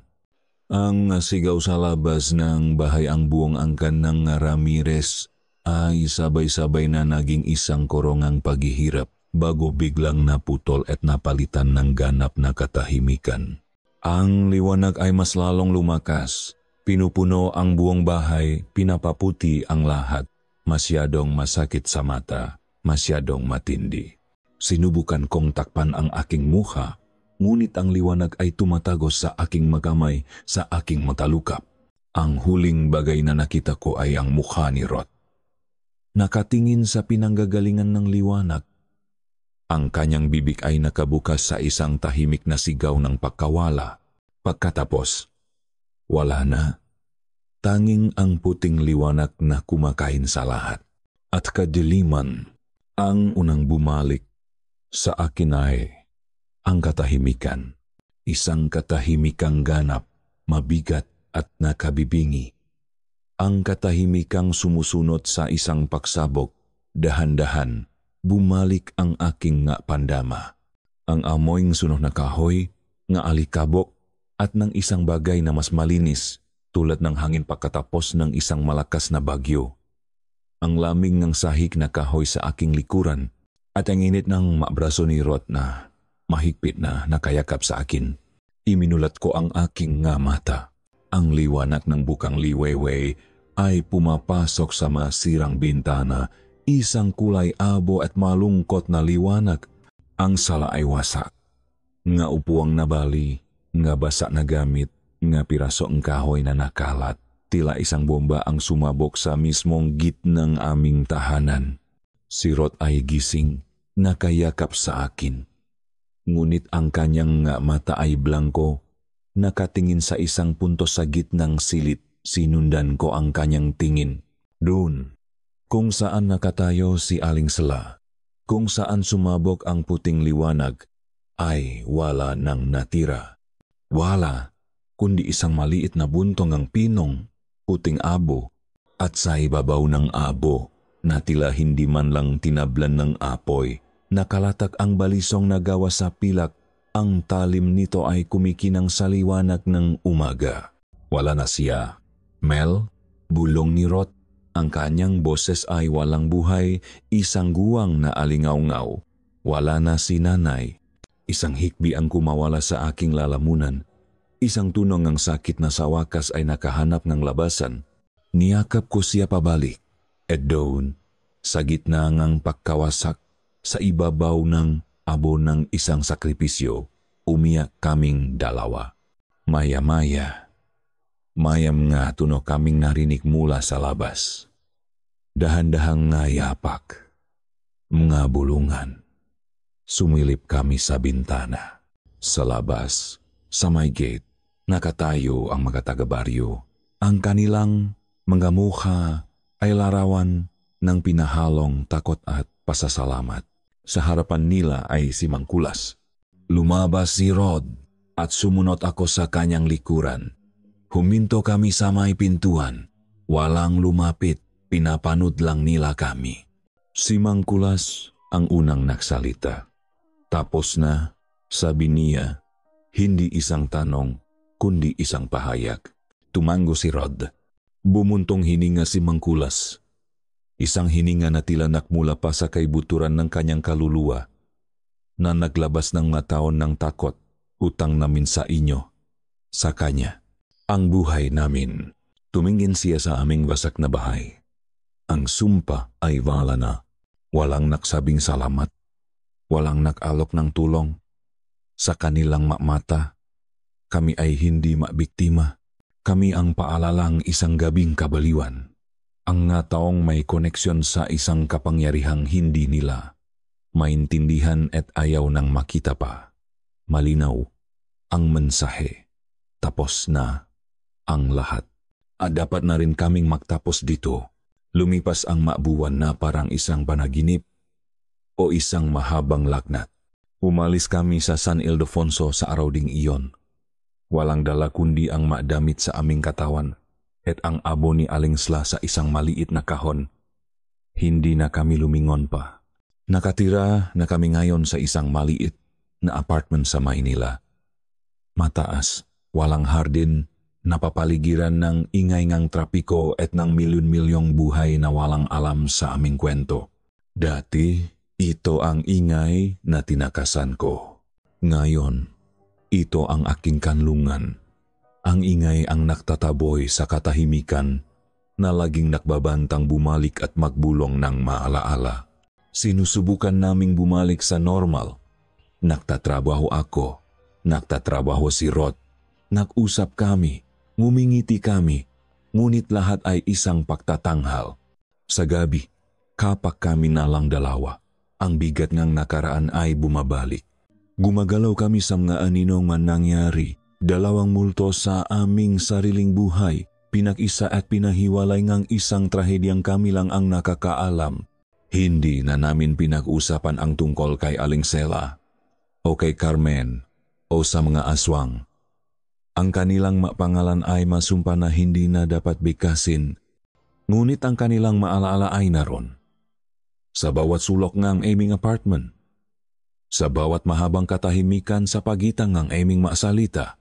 Isang gabi, nagising ako mula sa isang masamang panaginip. Pawis na pawis. Ang aking puso ay kumakabok ng mabilis. Sa aking panaginip, bumalik ako sa bahay sa San Ildefonso at mula sa bunton ng abo, isang kamay ang lumabas at hinawakan ang aking paa. Shh! Mahal! Bulong ni Rod. Na agad na nagising. Niyakap niya ako. Panaginip lang yun. Ligtas ka. Ligtas tayo. Ipinikit ko ang aking mga mata. Hinahayaan ang kanyang yakap na maging aking kalasak. Ang init ng kanyang katawan ang naktaboy sa lamig ng panaginip. Dahan-dahan, ang aking puso ay bumagal. Ang aking pahinga ay bumalik sa normal. Ligtas kami. Ligtas kami. Paulit-ulit kong sinabi yung sa aking isipon. Habang ako'y muling dinadalaw nga antok, habang ako'y nasa pagitan ng pagising at pagtulog, may narinig akong isang bagay. Napakahinang tunog na halos hindi maririnig mula kay Rod. Isang bulong, isang himik, isang oyayi. Isang oyayi na inaawit sa isang wikang hindi ko naintindihan. Ngunit kinilala ko ang masalita. Ang tono, ito ang wikang ginamit ni Aling Sela sa kanyang kontraritual. Nanigas ako sa loop ng kanyang yakap. Hindi ako gumalaw. Hindi ko iminulat ang aking mga mata. Nanatili akong tahimik, nakikinig sa mahinang himik na inaawit niya sa kanyang pagtulog. Ang sakripisyo ni Aling Sela ang nagbayad sa utang. Ang liwanag niya ang tumupok sa kadiliman. Ngunit habang nakahiga ako doon, sa gitnang ingayng siyudad, sa tabing lalaking mahal ko, isang nagyayelong katotohanan ang gumapang sa aking kaluluwa. Maaring natalo namin ang mahalimaw.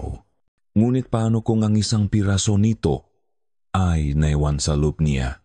Ang katahimikan ng aming bagong buhay ay isang kasinungalingan at sa ilalim nito, isang bagong binhinang kadiliman ang nagsisimula ng umawit. At dito nagtatapos ang madilim at masalimot na kuwento ni na Mel at Rod sa isang katahimikang mas nakakakilabot pa kaysa sa anumang sigaw. Mula sa kaibuturan ng aking puso, maraming Maraming salamat sa iyong walang sawang paglalakbay kasama ko. Salamat sa bawat minutong inilaan mo upang pakinggan at damhin ang bawat kabanata, sa pagsama sa akin sa bawat sandaling ang takot, pag-alinlangan at matinding bihati. Ang pagsulat ng kwentong ito ay isang paglalakbay din para sa aking kaluluwa.